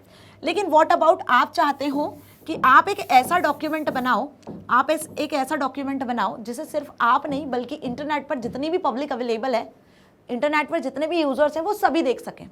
ठीक है, तो आप क्या करोगे, यहाँ पर नोटपैड में, किसमें, नोटपैड में, है ना, एक डॉक्यूमेंट क्रिएट करोगे जिसमें हम HTML लैंग्वेज में कोड लिखेंगे। ये डॉक्यूमेंट आपका HTML लैंग्वेज का होगा। ठीक है, मतलब ये जो फाइल आपकी क्रिएटेड होगी, अब ये आपकी फाइल इंटरनेट ब्राउजर के थ्रू एक्सेस की जा पाएगी। ठीक है, आई मेरी बात समझ में। तो अब आपने क्या किया, इस फाइल को अपने कंप्यूटर सिस्टम पर स्टोर कर दिया। जब आप इसको सेव करके क्या करोगे, इसको सेव करके सर्वर पर अपलोड करोगे, जब आप इस फाइल को सेव करके सर्वर पर अपलोड करोगे, ठीक है, तो यहाँ से जब आप इस फाइल को कहाँ अपलोड करोगे, कहाँ अपलोड करोगे, सर्वर सिस्टम पर। ये सर्वर सिस्टम है। ठीक है, ये आपका क्लाइंट सिस्टम है जहाँ आपने कोई डॉक्यूमेंट बनाया या कोई टेक्स्ट फाइल बनाई, ठीक है, या फिर आपने कोई HTML फाइल बनाई, उसको जब आप सर्वर सिस्टम पर अपलोड करते हो, है ना, तो डेटाबेसेस में जाकर वो स्टोर हो जाता है और जिस नाम से ये स्टोर होता है वो वेबसाइट कहलाता है। ठीक है, वेबसाइट कहलाता है। वेबसाइट में किसी वेब पेज के अकॉर्डिंग स्टोर हो जाता है। तो वो पेज जो आपने कंप्यूटर सिस्टम पे नॉर्मली क्रिएट किया था, लेकिन जब आप उसको सर्वर पर अपलोड कर देते हो तो अब यहाँ पे ये नॉर्मल फाइल से क्या बन जाएगी, ये पेज आपका बन जाएगा वेब पेज। ठीक है, अब आपके सिस्टम पे आप इसे एक्सेस कैसे कर पाओगे, आपके सिस्टम पे यदि आपको अब इस वेब पेज को एक्सेस करना है तो यहाँ पे आपको ब्राउजर को एक्सेस करना होगा। किसे, ब्राउजर को। ब्राउजर ही इन वेब पेज को एक्सेस कर पाएगा। ठीक है, ब्राउजर ही एक सॉफ्टवेयर है जो इन वेब पेज को सर्वर सिस्टम से एक्सेस करता है। तो सर्वर सिस्टम पे इंफॉर्मेशन स्टोर कहाँ होती है, world wide web. World wide web एक लार्ज सॉफ्टवेयर होता है जिस पर सारी वेबसाइट्स स्टोर होती हैं। ठीक है, और कौन सा प्रोटोकॉल यहाँ पे काम कर रहा होता है, HTTPS प्रोटोकॉल काम कर रहा होता है। तो यहाँ जब आपने गूगल को ओपन किया हुआ है या सर्च इंजन, जो भी वेबसाइट का नाम आप यहाँ लिखोगे वो वेब पेज, वो वेबसाइट यहाँ से ओपन हो जाएगी। तो कुल मिला के ऐसा कुछ काम होता है, ऐसी कुछ वर्किंग होती है। तो वेब पेज क्या हुआ बेटा, वेब पेज एक वो पेज होता है जो कि सर्वर पर स्टोर होता है ना, जिसको आप ब्राउजर पर एक्सेस करते हो। किस पर एक्सेस करते हो, ब्राउजर पर। अब ब्राउजर क्या होता है, तो ऑब्वियस सी बात है, बिना ब्राउजर के तो आप इंटरनेट के किसी भी वेब पेज को एक्सेस नहीं कर पाओगे, वेबसाइट को एक्सेस नहीं कर पाओगे।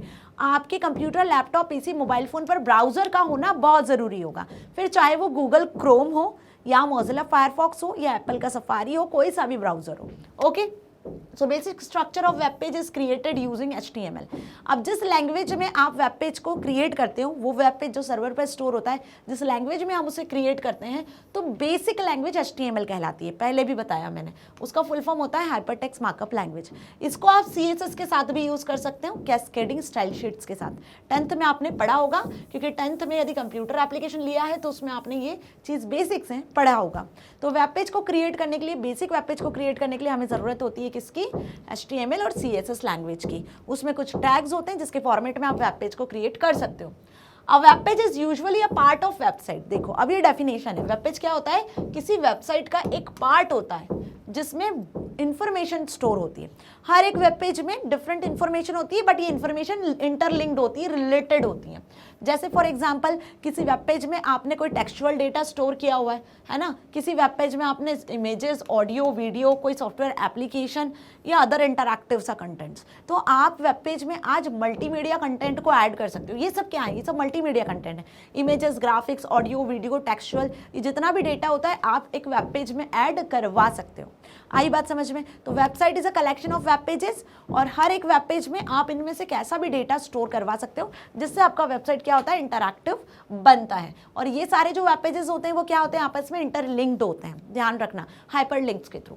नाउ वेब पेज के बारे में यदि और बात करें हम आगे डिटेल में, तो मैंने अभी आपको बताया कि हम HTML और CSS की मदद से बेसिक वेब पेजेस को डिज़ाइन कर सकते हो, मतलब आप स्टैटिक वेब पेजेस को डिज़ाइन कर सकते हो।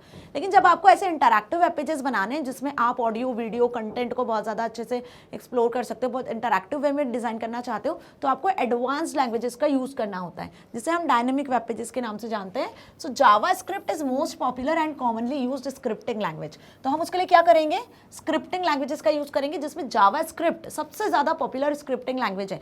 HTML के बाद यदि स्क्रिप्टिंग लैंग्वेज की बात की जाए वेब पेजेस को डिज़ाइन करने के लिए, तो जावास्क्रिप्ट सबसे ज़्यादा पॉपुलर है। और इसके अलावा आजकल मार्केट में बहुत सारी लैंग्वेजेस अवेलेबल है, जिसमें PHP again most popular, and जो ट्रेंडिंग है वो है पाइथन प्रोग्रामिंग लैंग्वेज। ओके, तो Python PHP are also used for scripting on web page. Web page को क्रिएट करने के लिए, वेब पेज को स्क्रिप्ट करने के लिए आप इन लैंग्वेजेस का भी यूज़ कर सकते हो। सो HTML CSS तो बहुत बेसिक लैंग्वेज है, मतलब इनिशियली यदि आपको सीखना है वेब पेज क्रिएट करना, तो आप HTML CSS से शुरुआत कर सकते हो, जिससे आप एक स्टैटिक वेब पेज बना सकते हो।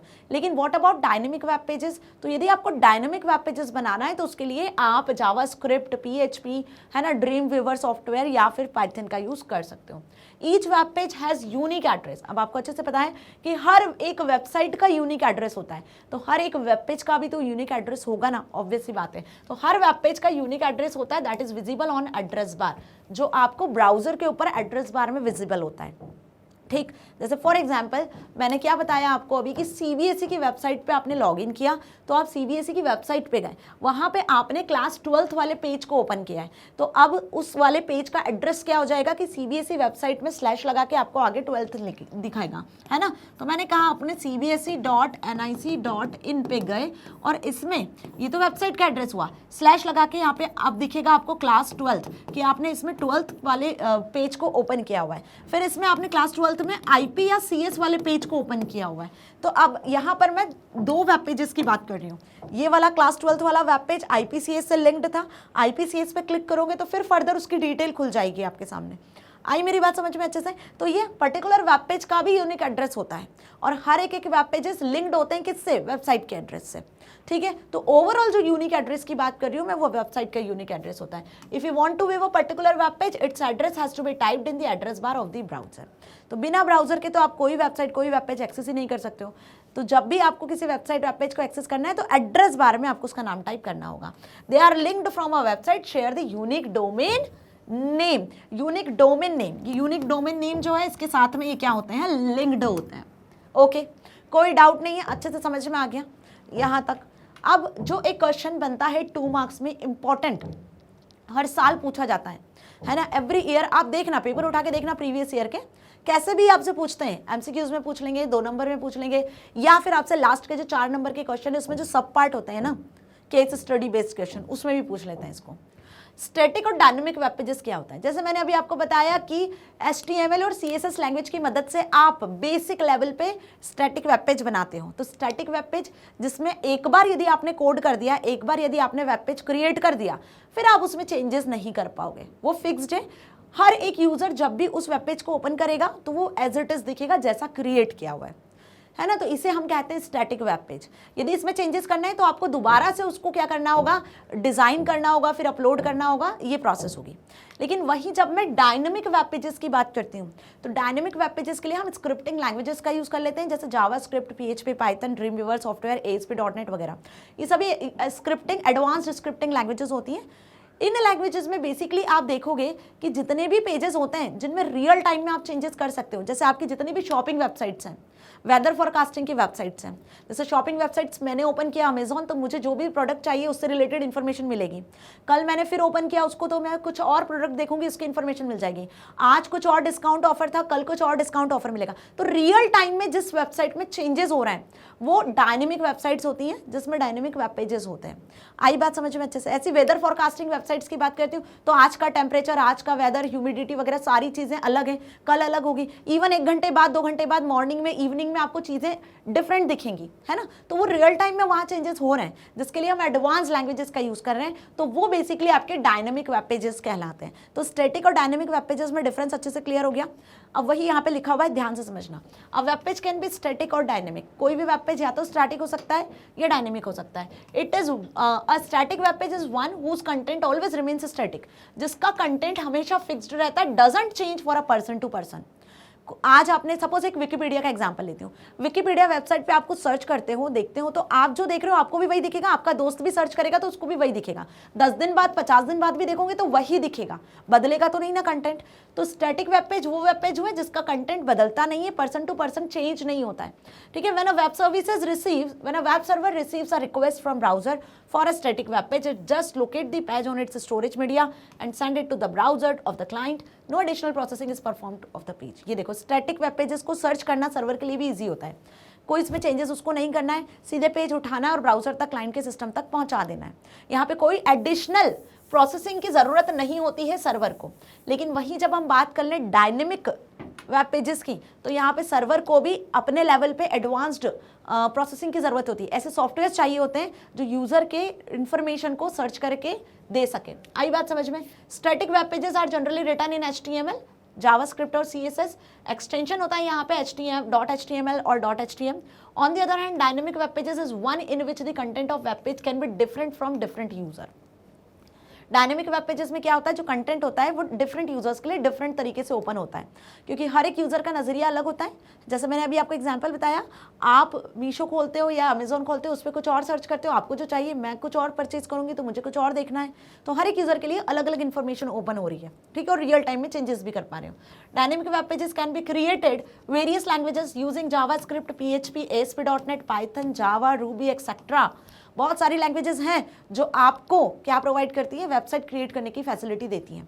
आई मेरी बात अच्छे से समझ में? तो ये बेसिकली एक डिफरेंस का पॉइंट बन सकता है। अच्छा क्वेश्चन है, आता ही है, इजी है, समझ में आ गया तो आराम से लिख कर आओगे। नाउ वेब सर्वर क्या होता है भाई? वेबसाइट समझ लिया, वेब पेज समझ लिया। वेब सर्वर जहाँ पे दुनिया भर की चीज़ें स्टोर है, इंटरनेट पे जो भी चीज़ आप एक्सेस कर पा रहे हो, जितनी इंफॉर्मेशन आप एक्सेस कर पा रहे हो, जितनी वेबसाइट्स को आप एक्सेस कर पा रहे हो, वो सब कहाँ स्टोर होती है मैम? वो सब वेब सर्वर पर स्टोर होती है, ठीक है। वेब सर्वर समझने के पहले ना सर्वर समझ लो। सर्वर नाम आप सभी ने बहुत बार सुना होगा। What is server and what is web server? बच्चे जनरली कंफ्यूज होता है। कॉमेंट सेक्शन में जल्दी से बताओ इन दोनों में क्या डिफरेंस है। सर्वर क्या होता है, वेब सर्वर क्या होता है? देखो ध्यान से सुनना। सर्वर का मतलब, सर्वर भी बहुत सारे होते हैं, ठीक है। आप ईमेल यूज करते हो तो इलेक्ट्रॉनिक मेल की मैं बात कर रही हूँ, तो एक मेल सर्वर होता है। आप यूट्यूब पे वीडियोस देखते हो तो उसको मैनेज करने के लिए यूट्यूब सर्वर होता है।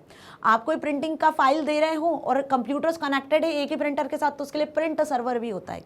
आई बात समझ में? ऐसे इंटरनेट पे ना बहुत सारे टास्क होते हैं, क्योंकि एक यूजर मैं या आप नहीं हो, मिलियन बिलियंस में यूजर्स हैं जो इंटरनेट को एक्सेस कर रहे हैं, और मिलियन बिलियन ट्रिलियंस में डेटा होता है इंटरनेट पर, और उस डेटा को मैनेज करने के लिए एक सर्वर काफ़ी नहीं है। बहुत सारे सर्वर्स होते हैं जिन्होंने अपना टास्क डिवाइड किया हुआ है। कुछ फाइल्स है तो फाइल सर्वर में होती है, डेटाबेस है तो डेटाबेस के सर्वर में होता है, यूट्यूब के वीडियोस है तो यूट्यूब सर्वर मैनेज करता है, इलेक्ट्रॉनिक मेल है तो ईमेल सर्वर मैनेज करेगा। आई मेरी बात समझ में? तो यहाँ पे हम बात कर रहे हैं स्पेसिफिकली वेब सर्वर की। सर्वर तो समझ में आ गया ना बच्चा? वेब सर्वर क्या होता है? वेब सर्वर सिर्फ और सिर्फ वेबसाइट्स को मैनेज करता है। ब्राउजर के थ्रू जितनी भी आप वेबसाइट्स को एक्सेस कर रहे हो वो सभी वेब सर्वर पर स्टोर होती हैं, ठीक है। तो web server use to store and deliver the content of website to client such as browser that requested. आपके सिस्टम पे जो ब्राउजर है, मोजिला फायरफॉक्स, गूगल क्रोम, जो भी है, वो जिस भी इंफॉर्मेशन की रिक्वेस्ट करेगा सर्वर तक, सर्वर उस इंफॉर्मेशन को एक्सट्रैक्ट करेगा। उसके पास बहुत सारे डेटाबेसेस होते हैं, बहुत सारी बल्क में इंफॉर्मेशन होती है। जो भी वेबसाइट के थ्रू आपने रिक्वेस्ट सेंड की, उसकी इंफॉर्मेशन आपके सिस्टम तक पहुंचाएगा, क्योंकि आप क्लाइंट हो। इंटरनेट क्लाइंट सर्वर आर्किटेक्चर पर वर्क करता है। अ web server can be software और अ हार्डवेयर। अब यहाँ भी बच्चों को ना बहुत डाउट होते हैं, यार मैम वेब सर्वर की बात कर रही है, इन्फॉर्मेशन स्टोर होती है, तो ये सॉफ्टवेयर होता है कि हार्डवेयर होता है? वेब सर्वर दोनों हो सकते हैं। एक कोई बहुत ज़्यादा कॉन्फ़िगरेशन वाला हाई पावरफुल सिस्टम हो सकता है जिसमें बहुत सारे सॉफ्टवेयर्स लगे होते हैं यूज़र की इंफॉर्मेशन को एक्सेस करने के लिए, यूज़र की रिक्वेस्ट को फुलफिल करने के लिए, ठीक है। तो सॉफ्टवेयर भी हो सकता है, it may be hardware. Clear?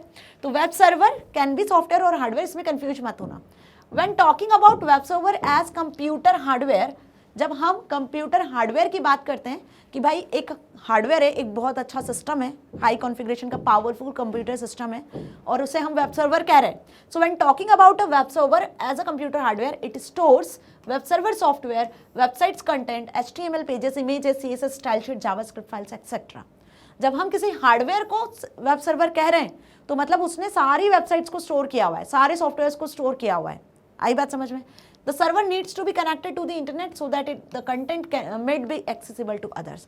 अब ये सर्वर जो सिस्टम है वो भी किससे कनेक्ट होना चाहिए भाई, इंटरनेट से कनेक्ट होना चाहिए। अगर इंटरनेट से कनेक्ट नहीं होगा तो कैसे आप एक्सेस कर पाओगे, आई बात समझ में। तो यहाँ देखो अलग अलग टाइप के क्लाइंट होते हैं। एक क्लाइंट है जो मैकओएस पे काम कर रहा है, दूसरा आपका लैपटॉप पे पीसी पे काम कर रहा है, डेस्कटॉप पीसी पे काम कर रहा है, ठीक है। और ये सारे कंप्यूटर्स जो हैं, सारे क्लाइंट जो इंटरनेट से कनेक्टेड है और सभी एट अ टाइम क्या करते हैं, सर्वर से इंफॉर्मेशन एक्सेस करने की कोशिश कर रहे होते हैं। तो यहाँ पे ये सर्वर सिस्टम है आपका, वेब सर्वर, इसके पास डेटाबेस होता है जिससे वो क्या करता है, फाइल्स को सर्च करता है। इन सर्चिंग के लिए भी सर्वर को सॉफ्टवेयर्स की नीड होती है, लैंग्वेजेस की नीड होती है, सर्वर साइड पर भी स्क्रिप्टिंग होती है डेटाबेसेस से इंफॉर्मेशन को एक्सेस करने के लिए, जिस पर एडवांस सॉफ्टवेयर्स का यूज किया जाता है। ओके चलिए भाई, तो बहुत कहानी हो गई वेब सर्वर की भी, होप अच्छे से दिमाग में क्रिस्टल क्लियर हो गई होगी कहानी सर्वर की भी।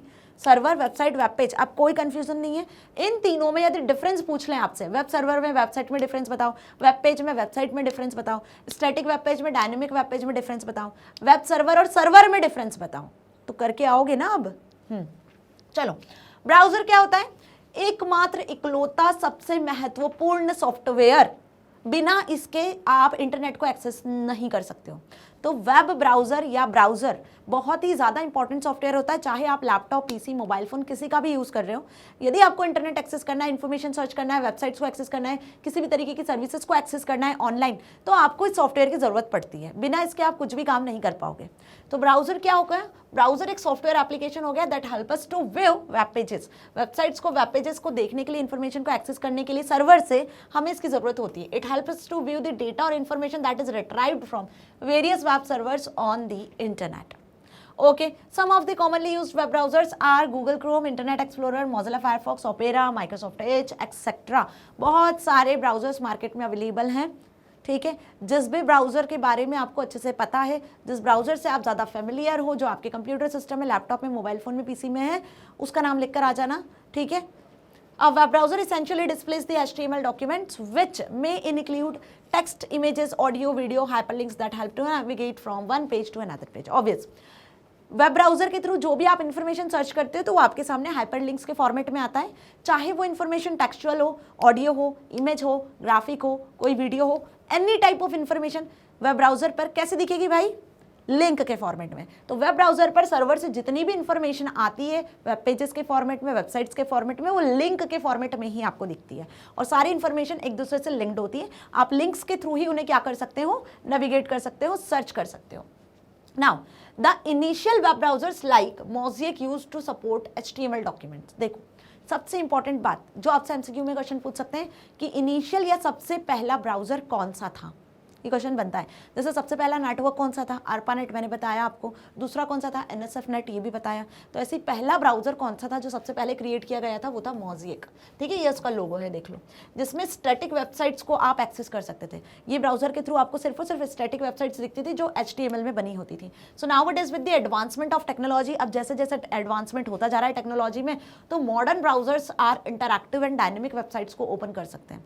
तो आजकल हम बहुत सारे मॉडर्न वेब ब्राउजर्स का यूज़ कर रहे हैं जो कि इंटरैक्टिव भी होते हैं, उसमें सारी चीज़ें आपको textual, graphic, audio, video, multimedia format में दिख जाती हैं और डायनेमिक वेबसाइट्स को सपोर्ट करते हैं, ठीक है। So in addition to this, most modern browsers allow wide range of visual effects, encryption techniques for advanced security and also have cookies that can store the browser settings and data. तो ये सारी चीज़ें आपको वहाँ मिल जाती है, ठीक है। चलो आगे बढ़ते हैं। Next, browser settings. अब ये जो काम की बात मैं बताने जा रही हूँ कि मैम ब्राउजर सेटिंग्स क्या होता है, तो भाई जिस भी ब्राउजर पे आप काम कर रहे हो ना, उसमें आप अपने अकॉर्डिंग ब्राउजर को सेट कर सकते हो। आपको ब्राउजर का थीम बदलना है, आप चाहते हो कि टास्क बार जो सर्च बार दिख रही है वो आपको टॉप पे नहीं चाहिए, बॉटम पे चाहिए, आप प्लगइन्स को ऐड करवा सकते हो। सो बहुत सारी सेटिंग्स, जैसे आप अपने मोबाइल फ़ोन में सेटिंग करते हो ना, थीम बदलते हो, बैकग्राउंड बदलते हो, आइकन्स बदल देते हो, ठीक है, अपने अकॉर्डिंग आपको क्या चीज़ें कहाँ डिस्प्ले करवानी है, किस क्लिक पे क्या ओपन होना चाहिए, ऐसी सारी चीज़ें आप अपने ब्राउज़र की भी सेट कर सकते हो, ठीक है। So every web browser has got certain settings that define the manner in which the browser will behave. These settings may be with respect to privacy, search engine preferences, download options, auto signature, autofill, autocomplete feature, theme and much more. ये settings इनसे related होती है, देखो, ठीक है, जिसमें download options आप अपने अकॉर्डिंग सेट कर सकते हो। सर्च फीचर आप जैसे जो चाहते हो वहाँ सर्च फीचर को ऐड करवा सकते हो, प्लगइन्स वगैरह को ऐड कर सकते हो। ठीक है, ये सारे फीचर्स आप अपने अकॉर्डिंग ब्राउजर में सेट कर सकते हो उसकी सेटिंग्स में जाकर, और वही सेटिंग्स के लिए आपको राइट साइड में 3 डॉट्स मिल जाएंगे। इन 3 डॉट्स पे क्लिक करोगे तो सेटिंग्स खुलेगा, उसमें जनरल ऑप्शन होगा, बहुत सारे ऑप्शंस मिलेंगे, वहाँ से आप अपने अकॉर्डिंग सेटिंग कर सकते हो। ठीक है, each browser application allows us to change और customize its settings in a user friendly manner, और बहुत यूजर फ्रेंडली मैनर में आप काम कर सकते हैं। मतलब कोई टिपिकल आपको कोडिंग वोडिंग की जरूरत नहीं है। नॉर्मली जैसे आप अपने मोबाइल की, कंप्यूटर की, पीसी की सेटिंग करते हो ना, वैसे ही सेटिंग आप इसकी भी कर सकते हो। ठीक है, तो कौन कौन से ब्राउजर्स हो गए भाई? Google, Mozilla Firefox, Apple safari, opera, Microsoft Edge, जो कि आजकल बहुत ज़्यादा पॉपुलर हैं, जो जनरली यूज़ किए जा रहे हैं, जो ग्राफिकल वेब ब्राउजर्स के नाम से फेमस है। अब यहाँ पे आती है बात एक और कुकीज़ की। इसका क्वेश्चन भी आपसे पूछा जाता है एग्जाम में, 2 नंबर में कुकीज़ भी पूछा जाता है, एमसीक्यूज में भी कुकीज़ पूछा जाता है। तो कुकीज़ होती क्या है? तो कुकीज़ होती हैं स्मॉल सी टेक्स्ट फाइल्स जो जनरली आपके ब्राउजर पे स्टोर हो जाती हैं, जिसमें आपकी कुछ इन्फॉर्मेशंस होती हैं। ठीक है, अब ये क्या हो गई? Cookie is a small text file containing string of information which is transferred by the website to the browser when we browse it. जब आप किसी वेबसाइट को ब्राउज कर रहे होते हो, जब आप किसी वेबसाइट को एक्सेस कर रहे होते हो, तो वहाँ पे जो आपकी इन्फॉर्मेशन कि आपने ये वाली वेबसाइट को एक्सेस किया, आपने यहाँ पे लॉगिन किया, ठीक है, ये कुछ जो इन्फॉर्मेशन है वो एक टेक्स्ट फाइल में स्टोर हो जाती है, तो वो बेसिकली कुकीज़ कहलाती हैं। जैसे कहते हैं कि टाइम टू टाइम कुकीज़ को क्लियर करते रहना चाहिए, है ना, आपकी सिक्योरिटी के लिए। So the string of information gets store in the form of text file in the browser, और ये स्टोर कहाँ होती है? ब्राउजर पर ही स्टोर होती है। आप सेटिंग्स कर सकते हो, आप कुकीज़ को हटा भी सकते हो ब्राउजर में, आप चाहो तो ऐसी सेटिंग्स कर सकते हो कि कुकीज़ क्रिएट ही ना हो, क्रिएट हो तो आप उसे क्लियर कर सकते हो। ये सब ब्राउजिंग के सेटिंग्स में, ब्राउजर की सेटिंग में अलाउ करता है। The information is stored in transmitted to the server to recognize the user by identifying pages that were visited, choices that were made while browsing various menus on a particular website। एक बहुत अच्छा example देती हूँ। आप हर बार अपने computer system पर login करते हो, ठीक है, हर बार लॉगिन कर रहे हो, तो आपके सामने एक मैसेज आता होगा इस तरीके से, है ना, आपने आईडी और पासवर्ड लिखा, क्या आप इसको सेव करना चाहते हो? आईडी पासवर्ड को सेव करना चाहते हो? Do you want to save this ID password for future? तो यहाँ पे यदि आपने सेव बटन पे क्लिक कर दिया, मतलब कि ये जो है आपका आईडी पासवर्ड, हर बार आप लॉगिन कर रहे हो तो वो ब्राउजर पर, जिस ब्राउजर के थ्रू आप एक्सेस कर रहे हो ना इंटरनेट को, उस ब्राउजर पर ये आईडी पासवर्ड सेव हो जाएगा। मीन्स कि एक टेक्स्ट फाइल में ये चीज़ें आपकी स्टोर हो जाएगी। अब जब आप दूसरी बार ब्राउजर ओपन करोगे तो आपको लॉगिन करने की जरूरत नहीं है, आप ऑटोमेटिकली अपने अकाउंट पर लॉगिन रहोगे, क्योंकि ये इन्फॉर्मेशन एक फाइल में स्टोर हो चुकी है। अब ब्राउजर आपका इसी तरीके से बिहेव कर रहा है। तो this is what, this is cookies. आप हर बार किसी 2 ही वेबसाइट को अगेन एंड अगेन विजिट करते हो, तो ये भी कुछ इन्फॉर्मेशन होती है ना, कि जैसे ही आपने टाइप करा तो पहले ही वो वेबसाइट आपके सामने ओपन हो जाएगी, तो वो इन्फॉर्मेशन भी कहीं ना कहीं किसी तरीके से कोई स्मॉल फाइल में जाके स्टोर हो जाती है। तो बेसिकली इसे क्या कहते हैं? हम कुकीज़ कहते हैं। आई बात समझ में अच्छे से? तो कुकीज़ क्या होती हैं? बेसिकली स्मॉल टेक्स्ट फाइल्स होती हैं। ओके, कभी कभी ये हार्म भी करती हैं, बट जनरली ये लोगों का मिथ होता है कि कुकीज़ हार्म करती हैं, हमारे सिस्टम में वायरस लाने का एक वे होता है। ऐसा नहीं होता है, हमें प्रोटेक्ट करके रखना है तो कुकीज़ को क्लियर करते रहा करो, ठीक है। Now it helps in the customizing the information that will be displayed, for example the choice of language for browsing, allowing the user to auto log in, remembering the shopping preference, displaying advertisements of one's interest etcetera. देखो इन सब चीज़ों के लिए cookies create होती हैं, ठीक है। आपकी लॉगिन इन्फॉर्मेशन, ऑटो लॉगिन आपको करना है, उसके लिए आप जो भी ब्राउजिंग कर रहे हो, है ना, आप रेगुलरली कुछ सर्च करते हो, आप कंप्यूटर से रिलेटेड आपको बहुत इंटरेस्ट है, आपको क्रिकेट में बहुत इंटरेस्ट है, तो आप रेगुलरली आज क्या कौन सा क्रिकेट मैच होने वाला है, धोनी ने कितने रन बनाए हुए हैं, आप रेगुलरली कुछ नया उसमें क्रिकेट से रिलेटेड ही सर्च कर रहे हो, तो ये भी कुकीज़ के फॉर्मेट में कहीं ना कहीं स्टोर होता जाता है एक टेक्स्ट फाइल में, क्योंकि ब्राउजर बिहेव करने लगता है उस तरीके से कि भाई आप क्या सर्च कर रहे हो, क्या आपके प्रेफरेंसेस है, उसको स्टोर कर लेता है वो। वैसे देखो, आप यदि रेगुलरली शॉपिंग, मतलब रेगुलर बोले हम, एक इंटरवल में आप शॉपिंग वेबसाइट्स को एक्सेस करते हो कि आज क्या नया ऑफर चल रहा है, किस वेबसाइट में क्या क्या डिस्काउंट्स हैं, क्या नए प्रोडक्ट्स लॉन्च हुए हैं, ऐसे आप रेगुलरली सर्च करते रहते हो, तो वो भी एक कुकीज़ में जाके स्टोर हो जाता है, ठीक है। डिस्प्लेइंग एडवर्टीजमेंट वगैरह एंड ऑल, तो कुकीज़ अच्छे से समझ में आ गया। एग्जाम्पल के साथ लिखकर आ सकते हो ना, 2 नंबर में पूछेंगे, ज़्यादा मार्क्स में नहीं पूछा जाता है आपसे, ठीक है। चलिए, तो यहाँ पे ये सेशन एंड होता है स्टूडेंट्स। होप आपको पूरा होल कंप्यूटर नेटवर्क अच्छे से समझ में आया। इन्फॉर्मेटिक्स प्रैक्टिसेस आईपी वाले स्टूडेंट्स और कंप्यूटर साइंस सीएस दोनों स्टूडेंट्स के लिए ये यूनिट कॉमन है और बहुत इंपॉर्टेंट है। जो जो मैंने पढ़ाया है इसमें से ही क्वेश्चन आएगा, गारंटी 100% कि इसमें से ही क्वेश्चंस बनेंगे। तो जो टॉपिक्स इंपॉर्टेंट है हर साल पूछे जाते हैं ये मैंने सारे कवर कर लिए एंड होप आपको अच्छे से समझ में आए। फिर भी यदि कोई डाउट है तो आप कमेंट सेक्शन में लिख देना। डाउट सॉल्विंग सेशन में आपके लिए लेकर आऊंगी जिसमें हम इसके एक्सपेक्टेड क्वेश्चंस को भी सॉल्व करेंगे और साथ ही आपके डाउट्स को भी सॉल्व करेंगे। सो मिलेंगे नेक्स्ट वीडियो में। Till then stay happy. Thank you.